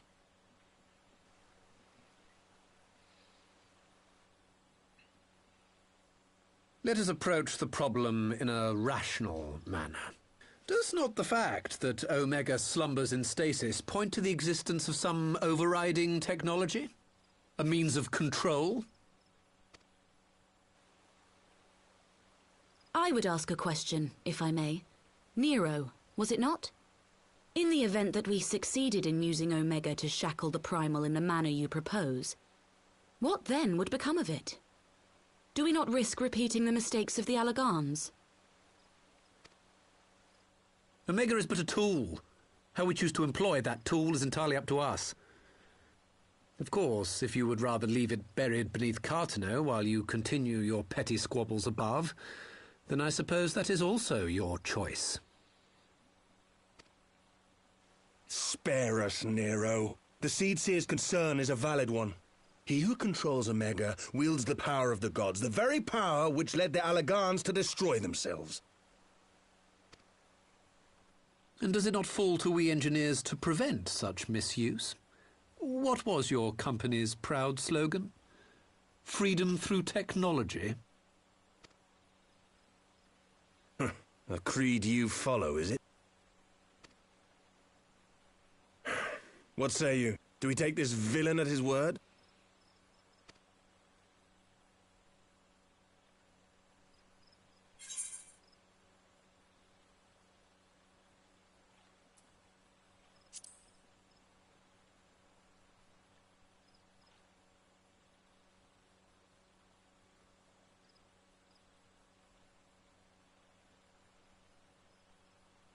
As will I. I don't like it, but then it doesn't look like we have much choice.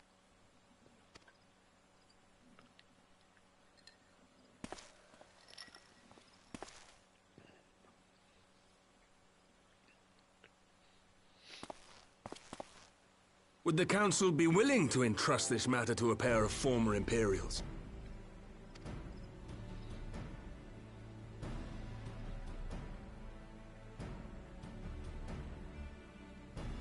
Yes. The task of restoring the Allagan relic will be yours. But the responsibility for its reawakening must remain with the Council. Do we condone this course of action? Aye. 'Twould seem we do. Let the record show that we invest this contingent with the authority to enter Carteneau and take command of Omega. Sid, I appoint you leader of the expedition. Scions, I would ask that you assign some few of your number to escort Master Garland and supervise the other one.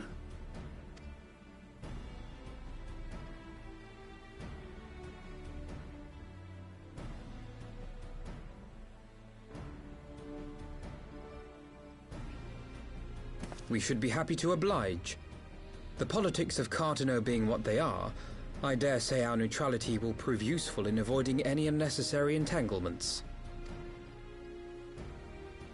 If I am not mistaken, Doma occupies a similarly neutral position. Might we not persuade you to join the expedition, Lady Yugiri? If you suspected any foul play from Nero, you would be welcome to kill him. I like her.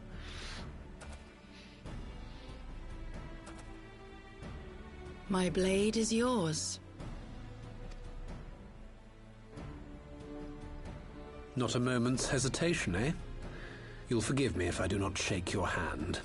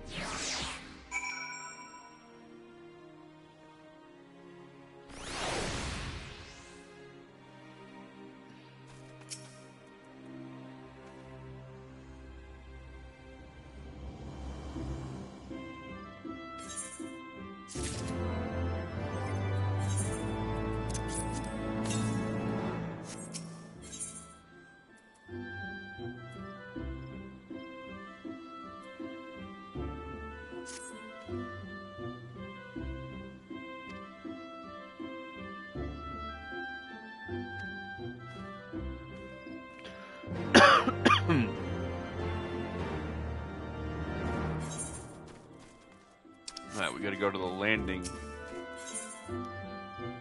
Airship landing.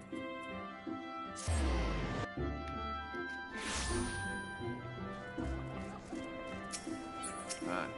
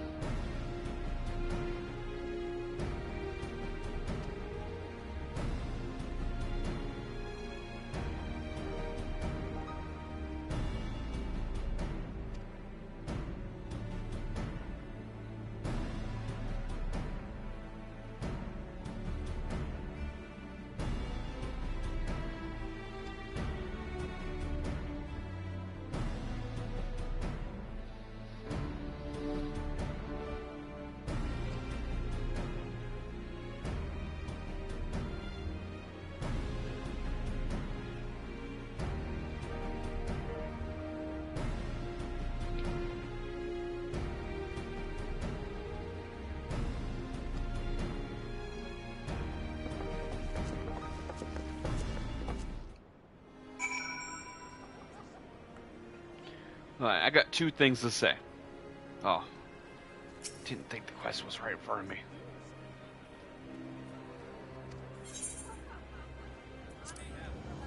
Alright, the first thing. Why do we never kill our enemies? Like, when Ilbert was sitting there kneeling, and we have every right to end him. He has killed our allies, he has betrayed us, he has killed hundreds of people, he's a mass murderer, and he's escaped us 3 or 4 times. Why would you not just end him? Especially when you live in a world where people have the ability to summon ancient gods. Just saying, if his head rolls off his body, he can't summon them. And then we don't do it, and then what does he do? He kills himself, and in the process summoning the strongest possible enemy that he could.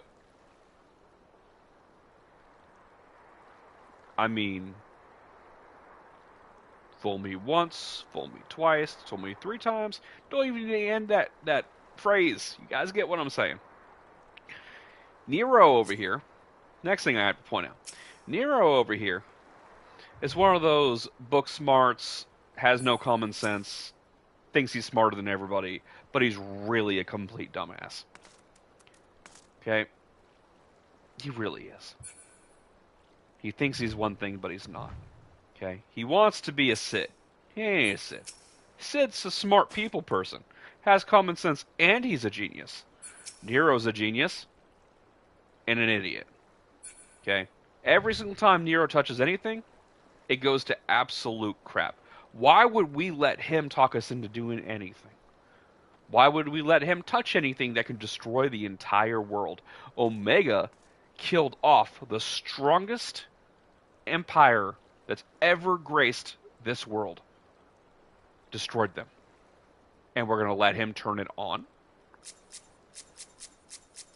How is that smart?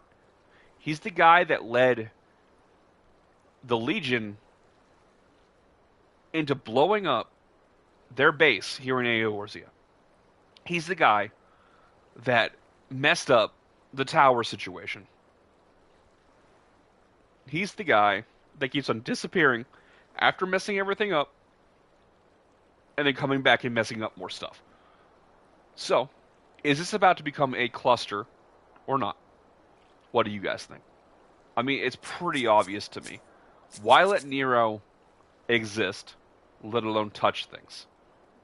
That's all I'm saying. Like, he was a general in the enemy army. The enemy army that we're still fighting, and we're going to let him turn on a weapon that's going to fight our enemies, the strongest weapon ever? Probably not a good idea. Just got my rant out of the way. Needed to say it. The Griffin Ilbert situation makes no sense. The Nero situation makes no sense. You kill Nero, you kill Ilbert, and guess what? Those are 2 enemies out of the way, and they won't be able to ruin the world anymore.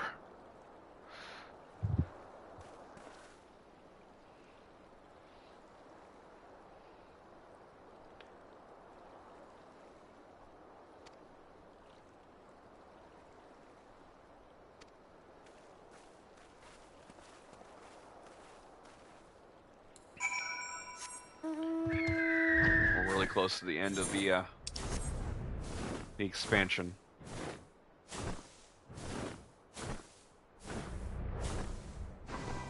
This didn't take quite as long as I thought it would.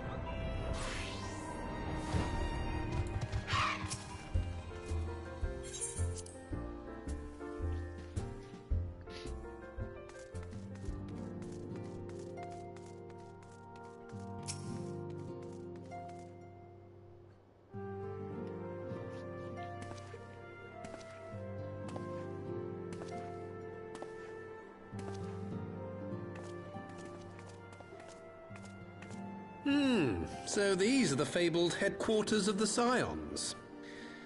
I confess I would have expected an order of self-proclaimed warrior scholars to surround themselves with the fruits of man's enlightenment. And yet there's not so much as a single piece of magitech in sight. It never ceases to amaze me how primitive you Eorzeans truly are. Your buildings blow up, our stone buildings, they don't blow up. Oh, I'll have you know that the Rising Stones is home to the very latest in Magitech innovation.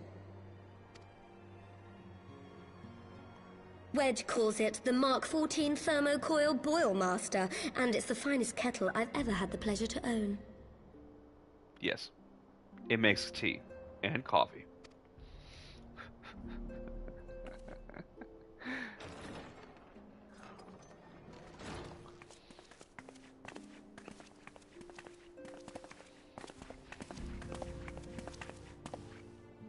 We are returned. Well, Ida and I, at least. Ishtola and the others remain behind to continue their assessment of the binding magic. There didn't seem much point staying just for that, so I decided to come back with Alphino. Papalimo bought us this time. We shouldn't waste it.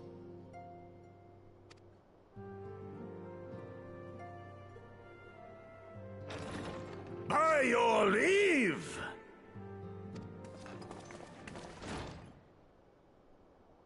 Good gods, that voice could fell a gigas.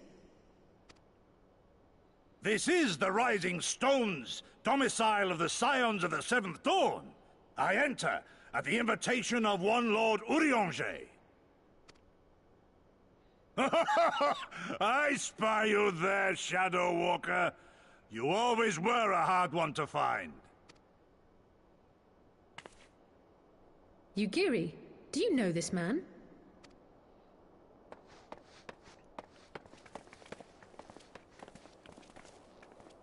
Gosetsu, why are you come to Eorzea?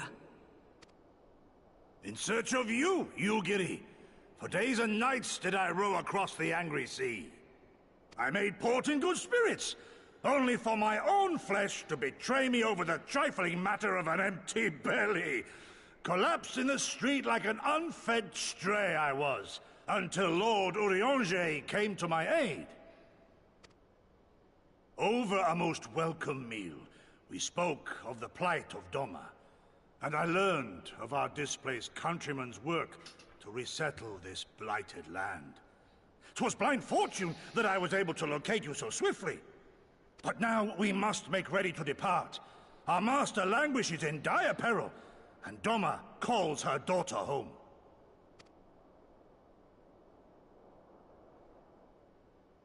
It is not so simple, Gosetsu. There are obligations which bind me here. You refuse? Did you mislay your oath during your flight from our homeland? The laws of hospitality must be honored, but surely the vow to defend your master demands the greater obeisance. It was our master who bid me guide our people to safe haven by any means necessary. And it was the Scions you see before you who provided us succor and sanctuary when all others refused. Dire peril or no, were I to return without first repaying such hospitality, our master would cut me down at the threshold. Mayhap that is so. There is more. A crisis threatens all within this realm, Eorzean and Doman alike, and I go to play my part in its resolution. I will not bring shame upon our liege by abandoning my people or my duty. How very noble of you. Now, in the name of honor, kinship, and, yes, practicality, might I suggest we get this expedition underway? Or would you rather debate the finer points of duty and leave Omega to the Empire? The Empire? Yugiri, you draw steel against the curs of Garlemald? Then why did you not say so? My blade is oath-bound to fall upon the ranks of the Imperials wheresoever they march. Lead on, Shadow Walker, and may the enemy tremble at our coming.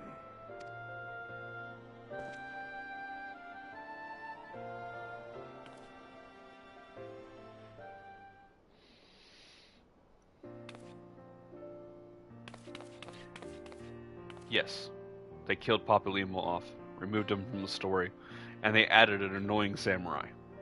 That did just happen.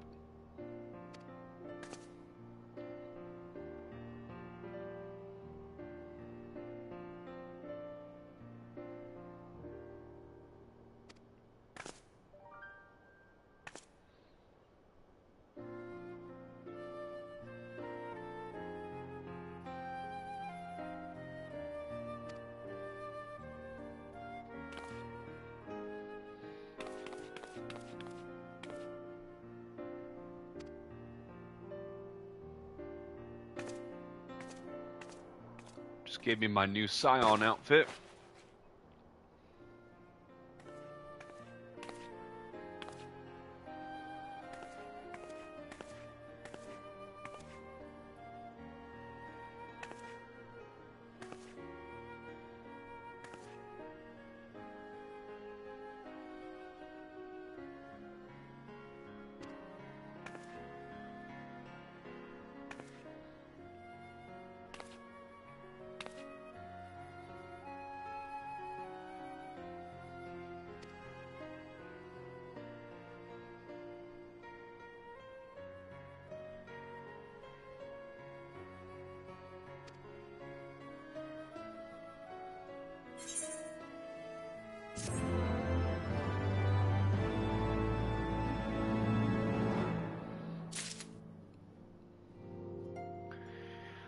Okay.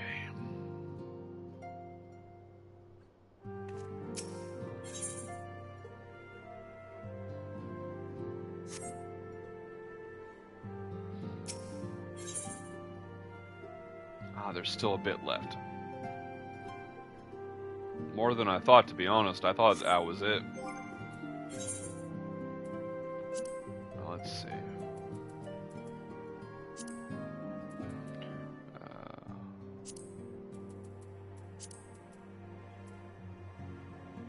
Where is it?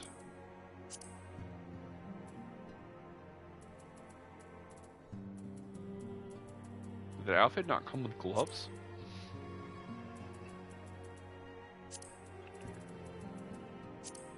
Don't want to lose these items. There they are up there.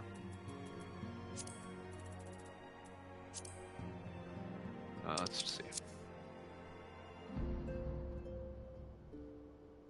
So there's 4 items. The monocle, the jacket, the bottoms, and the boots. Let's make sure I got them all. Yep. There we go. I'm going to leave them right there so I can put them in my glamour chest later. I don't want to lose those.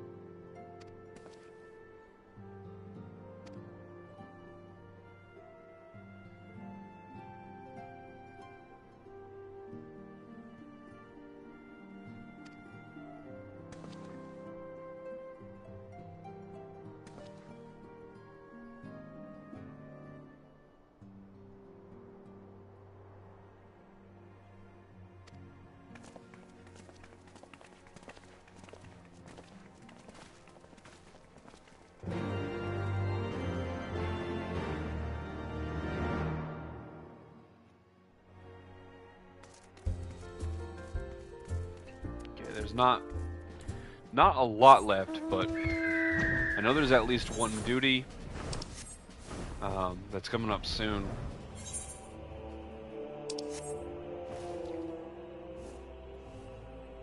And then there's probably a really long cutscene.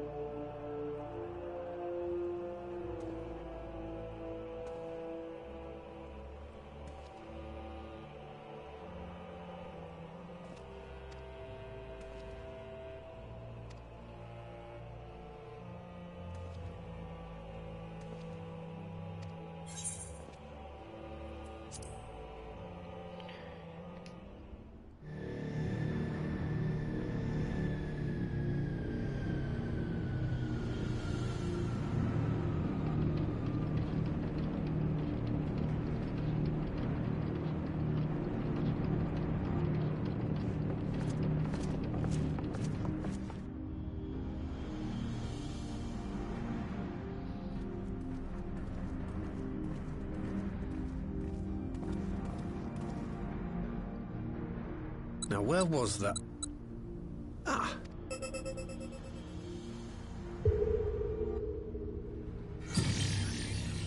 I've enabled the teleporter.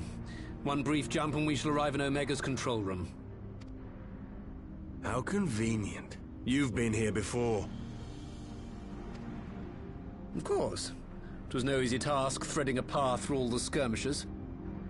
But how could I ignore the existence of such a fascinating toy? You may trust that my preliminary examination was suitably thorough. Trust? Aye. I trust your appetite for technology. I chased down a suspect airship, and who should I find but the traitor, Sid Garland.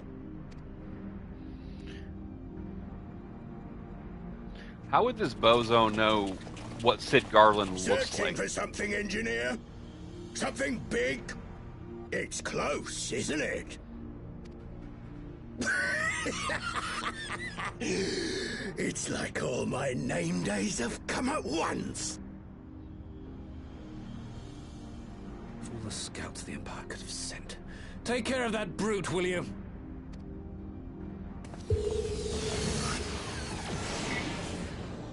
God damn it. Can't let Nero tinker around in there by himself. I'm sorry to leave you to it, but I dare say you'll manage without me. This clod has no idea who he's dealing with.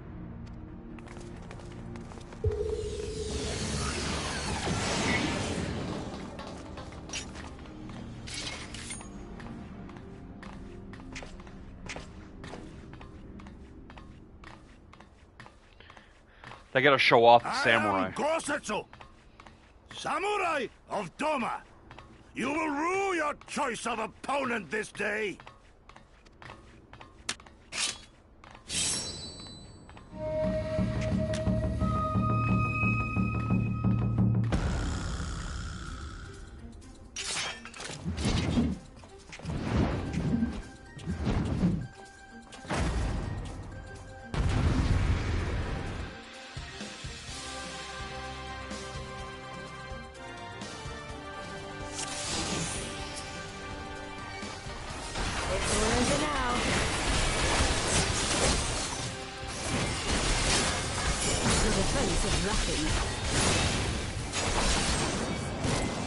Look upon a samurai of Doma!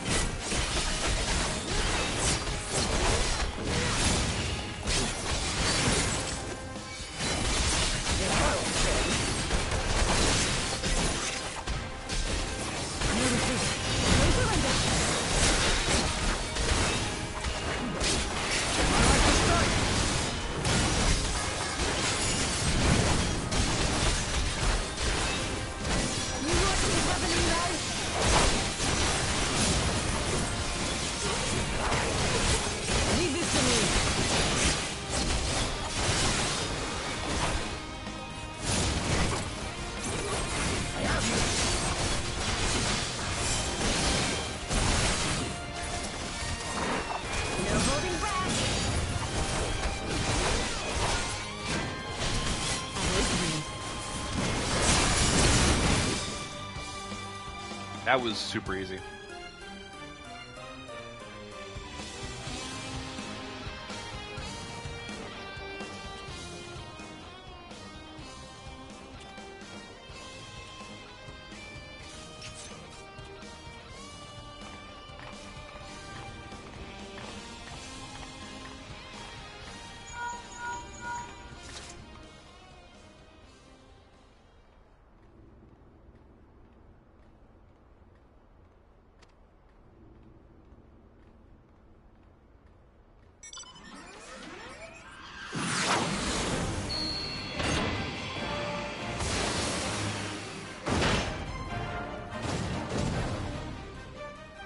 Do I get a red... the Red Baron?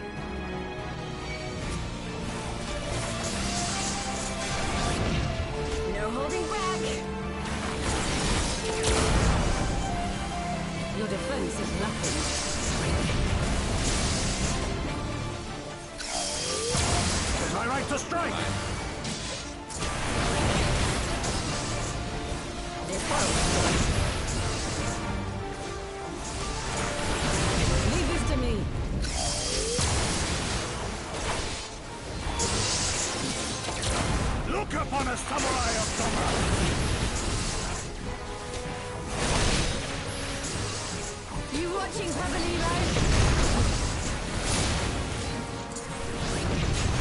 I'm opening.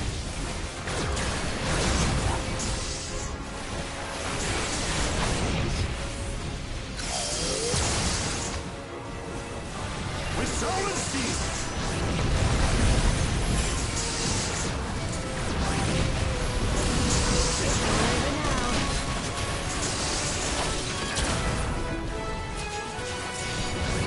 No retreat. No surrender.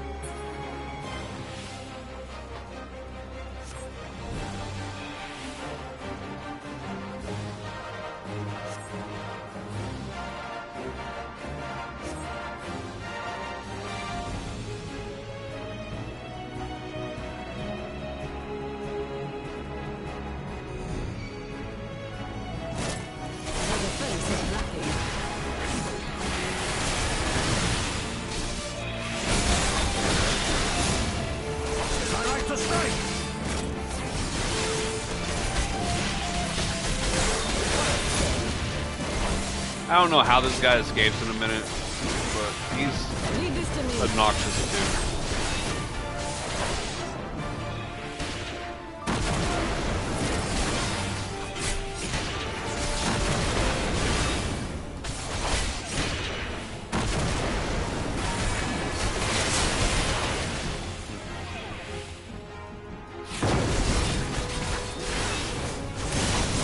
Look upon us, samurai of Doma!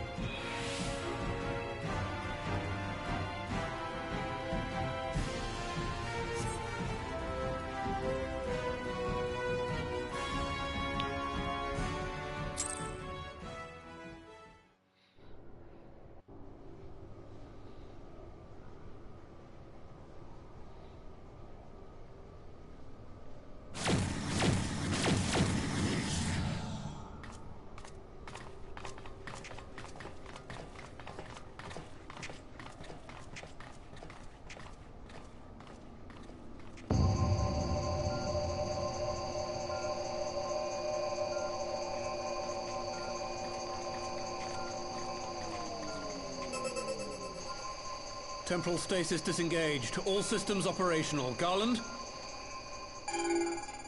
All clear on this side. It's waking up.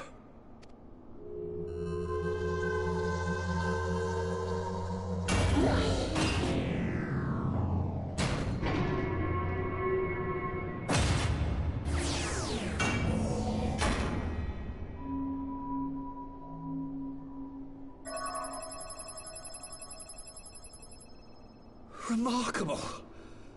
Omega sensors immediately detected the presence of the cocoon, even at this distance. They must have been set to scan for sources of energy exceeding certain magnitudes. I still don't see any means to control the machine directly. It seems to have been designed to act wholly autonomously. That's not good. Once we release Omega, we can be fairly certain it will attempt to capture the Primal at Belsar's Wall. Assuming its mission is successful, our only option at that point will be to re-engage its stasis system and put it back to sleep. And should the machine happen to misbehave, we'll simply initiate an emergency shutdown. I confess we don't yet have a complete grasp of its capabilities, but I'm certain the details will not elude us for long.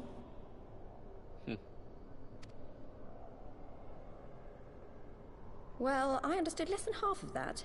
So, my question to you is, are we doing the right thing?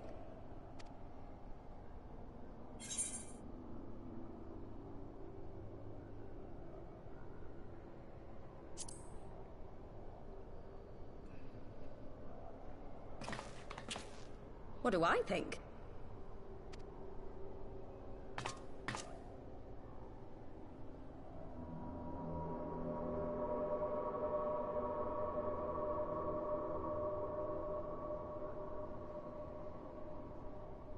right.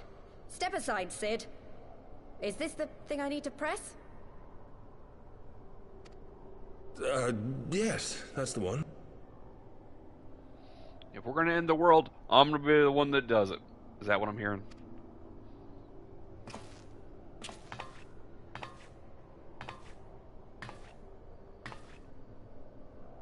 You gave too much for us to waste this chance, Papalimo. So this is for you. And me.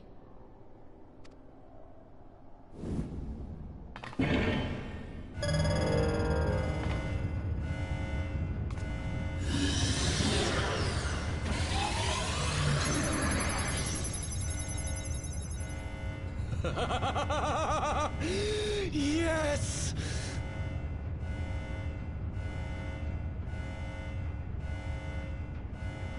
The launch sequence has begun.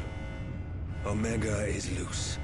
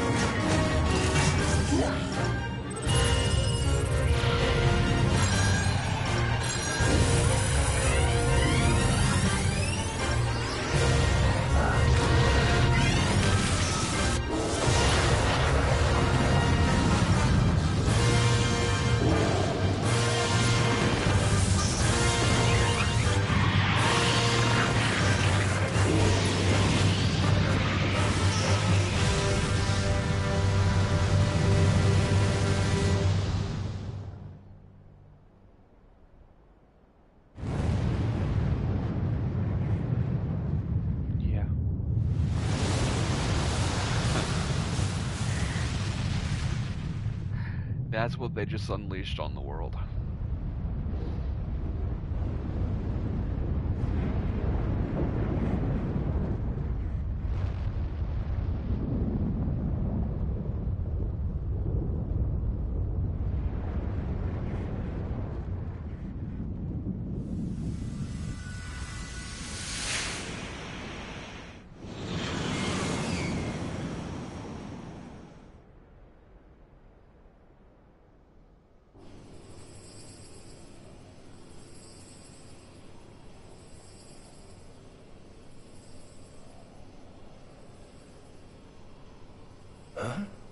Omega has stopped transmitting. But that shouldn't be. I didn't engage the stasis system.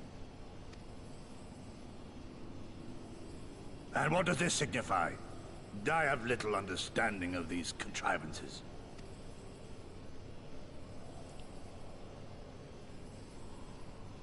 The launch went exactly to plan, but all signals emanating from Omega have ceased.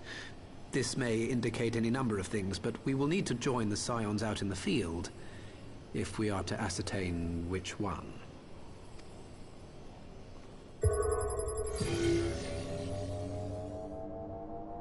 Right. I've ordered the malfunctioning beast to go to sleep. That should prevent any unfortunate mishaps.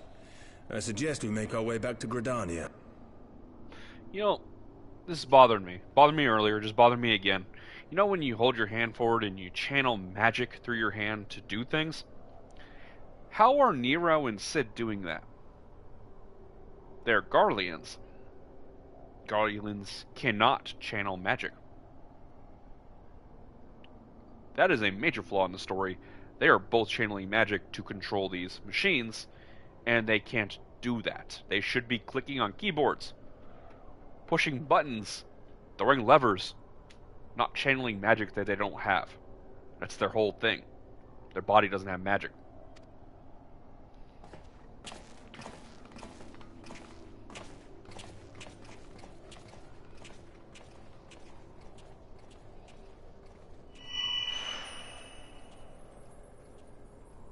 Omega destroyed the cocoon. Papalimo's spell is fading. It was bound to his ether, you see. And if the connection is broken...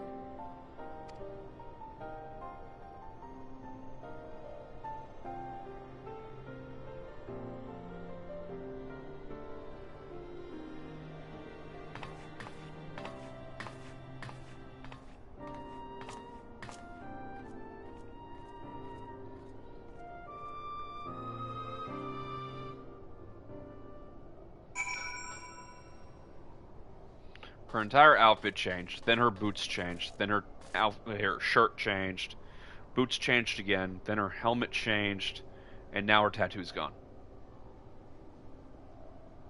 You know, post Heavensward, she's gotten a complete makeover.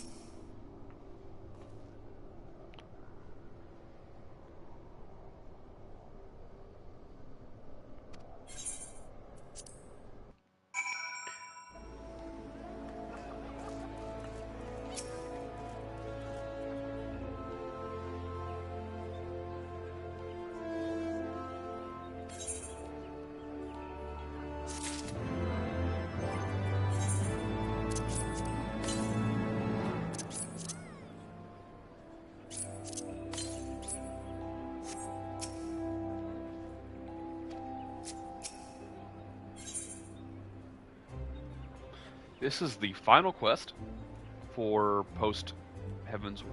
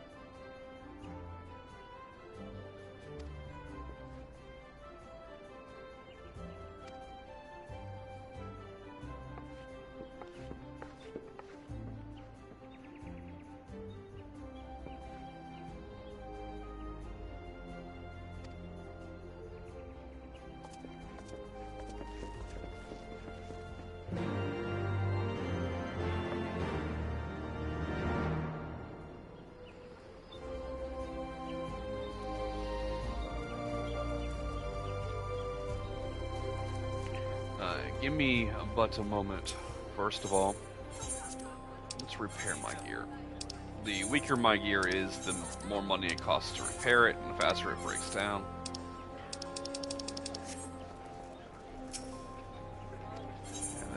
Next thing, let's throw those 4 pieces of gear into my glamour.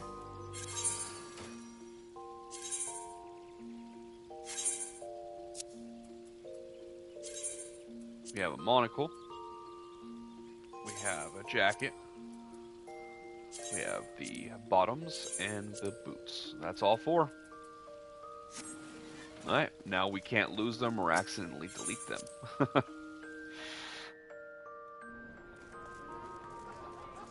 The great thing about that outfit is it can be equipped to any job. Therefore, it can be glamored over any job for 4 slots.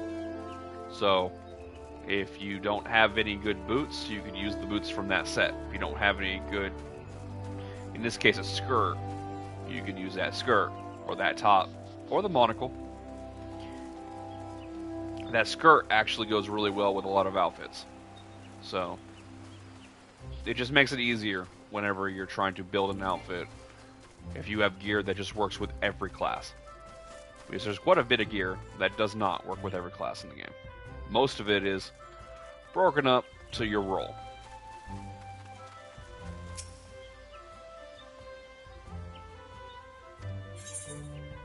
Some of it only works for that one class. Kind of ruins it because you only have that outfit for that class.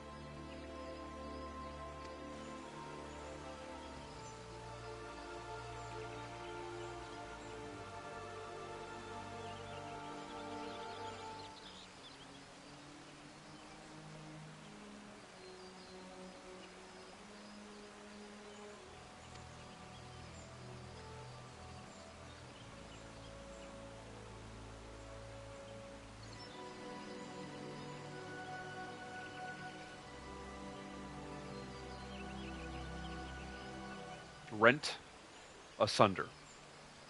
Not rend asunder with a D? That's very strange.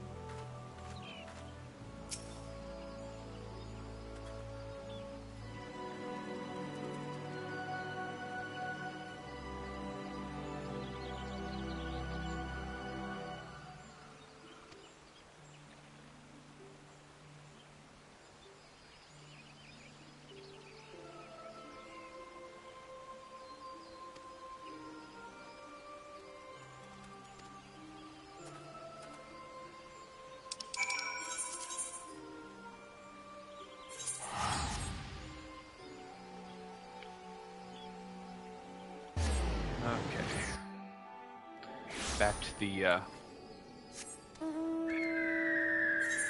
wall of Belsar.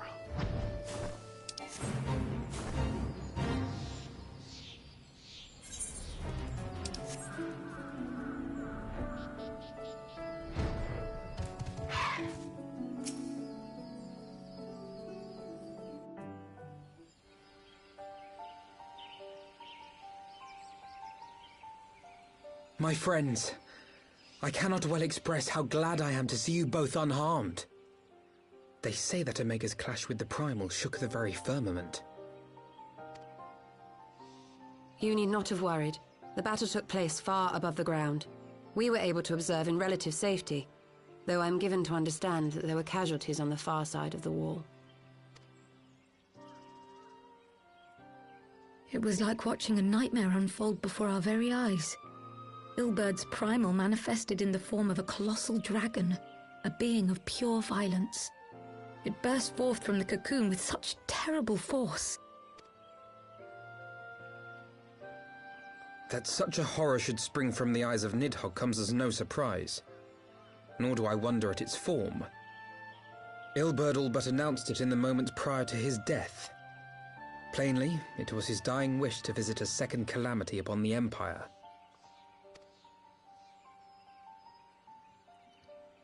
And I am quite certain the abomination would have obliged had it not found itself outmatched by Omega. Gods! I am no stranger to the works of Allag, but even I was unprepared for the machine's furiosity. It beggared belief.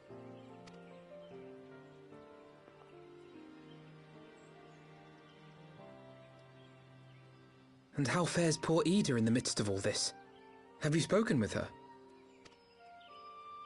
She is up on the platform, lost in thought. We deemed it best not to disturb her, but mayhaps she would welcome some company after all. Shall we?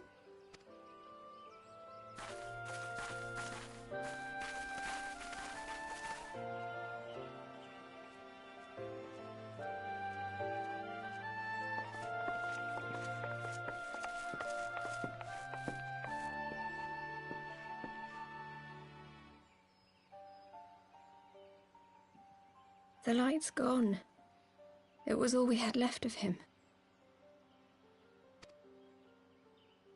Ida.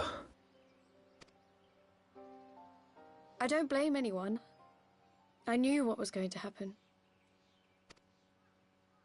I knew the spell Papalimo meant to cast would drain away his life force. I knew that it would only buy us a little time.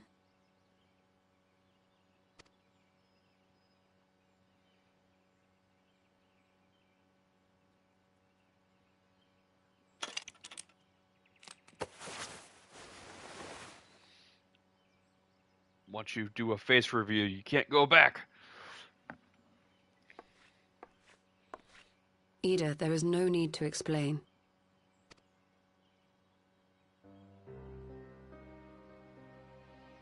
But there is. I can't hide in Papalimo's little shadow anymore, and I shouldn't hide behind my sister's mask. 20 years ago, on the day the Empire marched into Alamigo, I was still just a child, not even 5 summers old. My father had been one of the leaders of the revolution. He had fought to overthrow the Mad King, Theodoric. And my sister had fought alongside him. But she was strong and kind, and always knew what to do.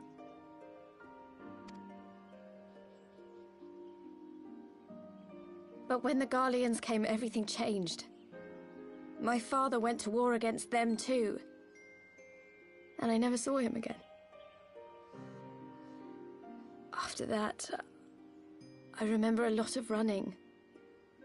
My sister dragged me for malms and malms until we came to the city of Sharlayan. That was where she met Master Louis Soir. He introduced her to the Circle of Knowing, and she eventually became an Archon. She was your inspiration. Is that not why you took up her mask and her name? Or did you simply mean to continue what she had started? She was hiding. You've known all along, haven't you? That I wasn't Ida. Of course. We all recognized you at once. 'Twas Papalimo who persuaded us to maintain the charade. It was silly to think I could fool you. I knew that even then, but I sort of decided not to know.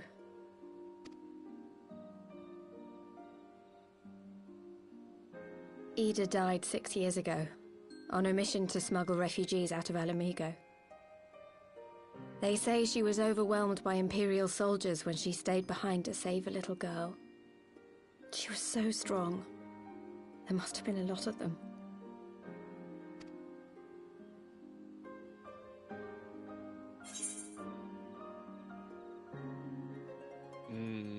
I don't think it really matters. I mean, 6 years ago would have been right about the time the calamity happened, right? I was not part of this group. I'm not saying a word.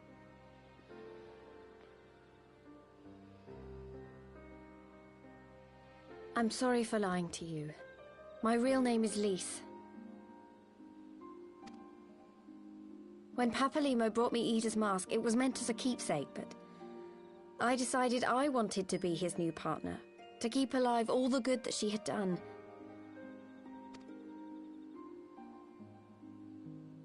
I didn't want to become Ida, exactly. At the time, though, I still didn't know who I was myself, and it almost seemed easier to play the role.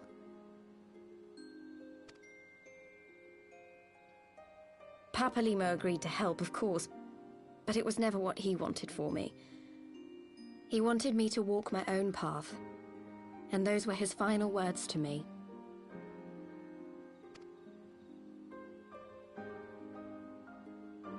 The Archon's mark he gave me is faded, and my last excuse along with it.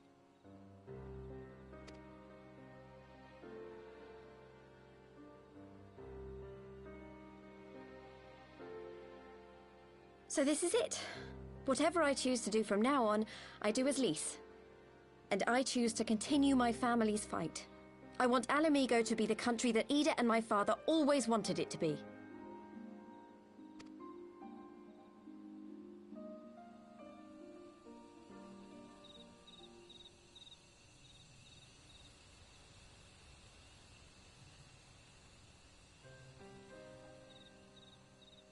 War is upon us once more. Do you regret standing against the Empire? Would you have chosen a different road, knowing what you know now? To claim that I never doubted the decision would be a lie. But I made my choice, and I have defended it with blade in hand ever since.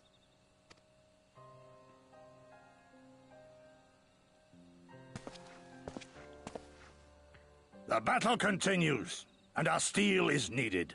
Come, Shadow Walker, we leave for the east, for Doma.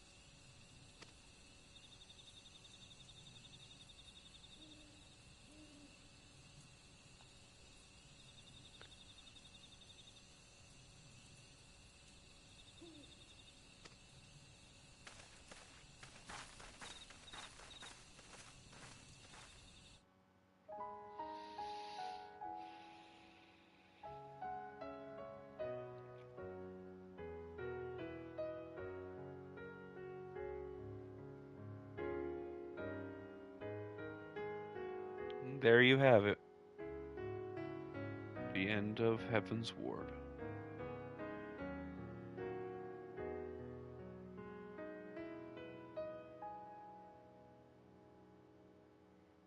Children of the land, do you hear echoes of truths that once rang clear? Two souls intertwined, one true love they did find, bringing land and heavens near. But flames that burned full bright soon fell dark. Memories dimmed by shadowed hearts. In the waxing gloom did wane the lover's moon, watching as their worlds drift apart.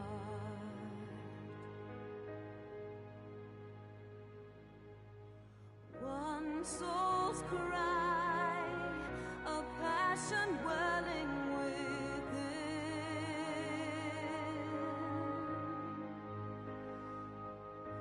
sacrifice,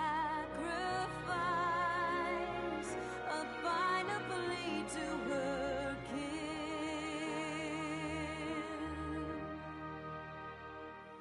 Yet this bond of hope by treachery was broke, scattering her words to the wind.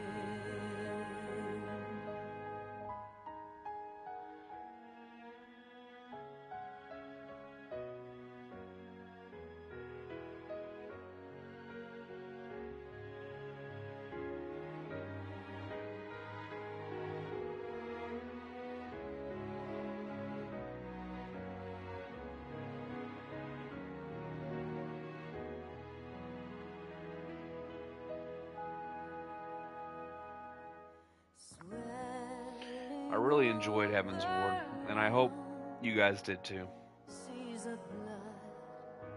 There were some amazing characters, sad moments, good storytelling.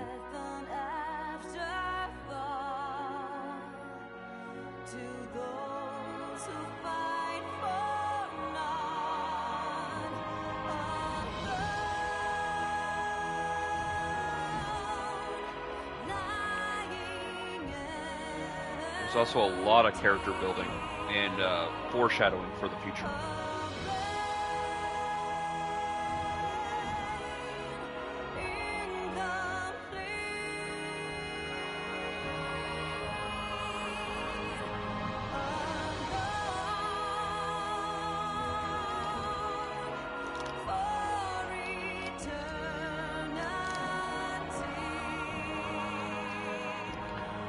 There's also 3 characters that we didn't see die, and until we see them die, they're probably out there plotting. We have the fake Griffin, and then you have Yamsha, or whatever his name was, the law fellow that was in charge of one of the Crystal Braves outfits, and his human partner. They're the ones that were they're the ones that summoned the 2 spiders during the Wall of Belsar mission.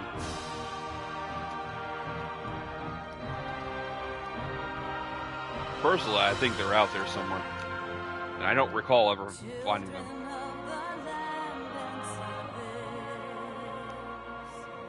Why must you turn to empty bliss? Tell me why break trust? Why turn the past to dust? Seeking solace in the abyss. Tell me why create a circle none can break?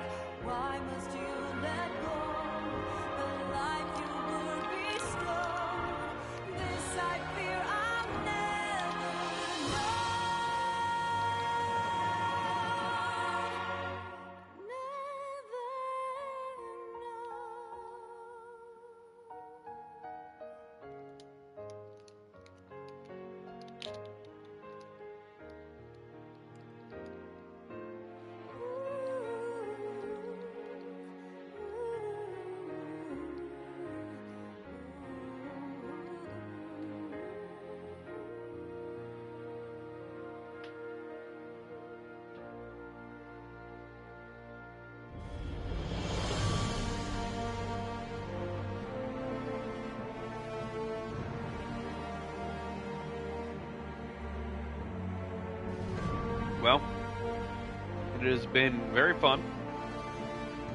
And I will be streaming Stormblood at some point. But there are some other games I'd like to hit before I come back to Final Fantasy XIV. I don't think it will be too long before I come back.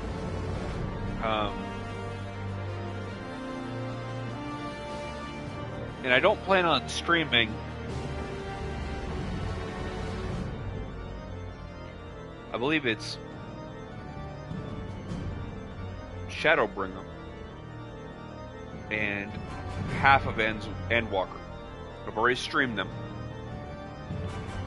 And I think once I get to that point, I'm going to go back to my other character and start streaming from where I left off. Finish the game up, and then I'll come back to this character and play it leisurely off stream. Since I've already streamed it. I'm going to try to find out how to sort my videos so that those old videos can be with these new ones, and then try to put them in the right order, maybe rename some stuff, see if I can edit stuff. I don't really do that on YouTube. I don't edit anything. I don't, once I make it, I make it. But I might try to figure out how to do that. That might be a thing I should be doing.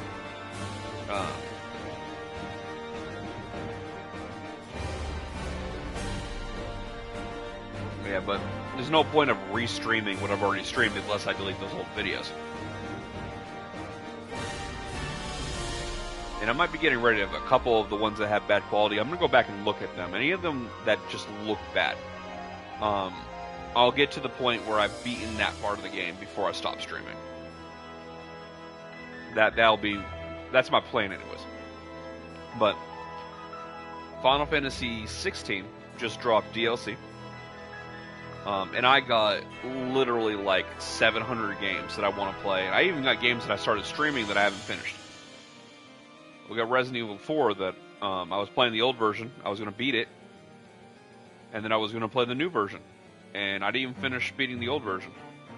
I actually quit playing the same place I quit playing like the original time I played it. I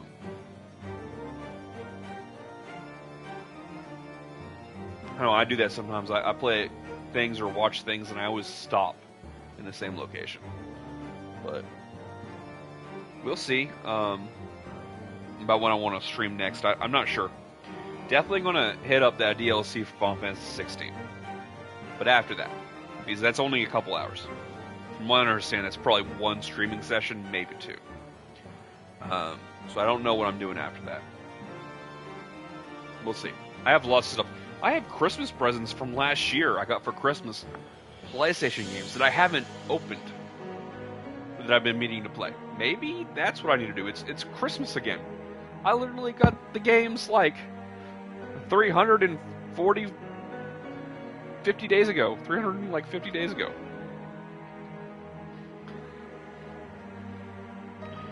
Side note, today in the mail, my Amelie vinyl figure came in from Yuzu's.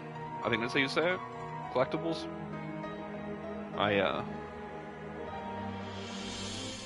I bought it literally the day it dropped on the website. I don't think that it's even available anymore. I believe that they were sold out really fast. But still in the box. I got it. It's kind of cool.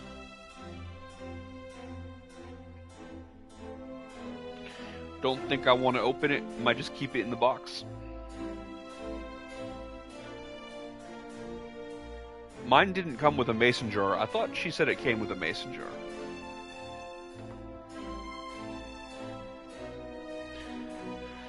Alright, well, the main song has ended.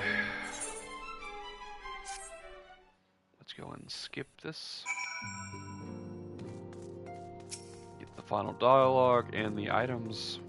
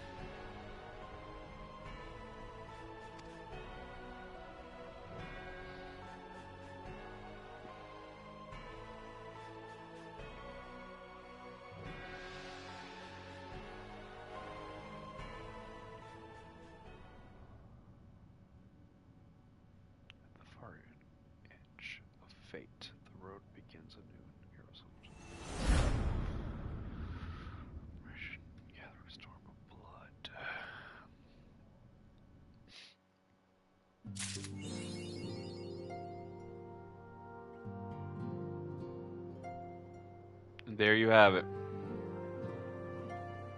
That is the end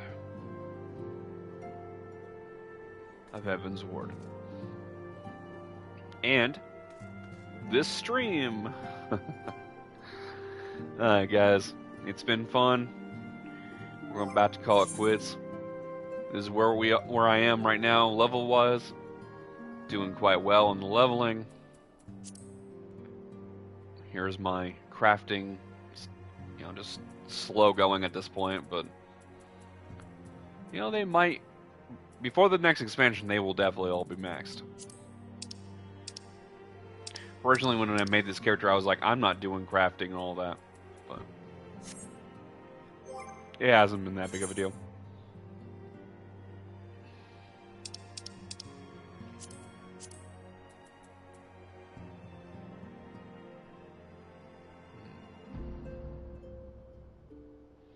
That actually might be an upgrade compared to what I have right now. Alright, well, it has been a lot of fun. I will see you guys again next time.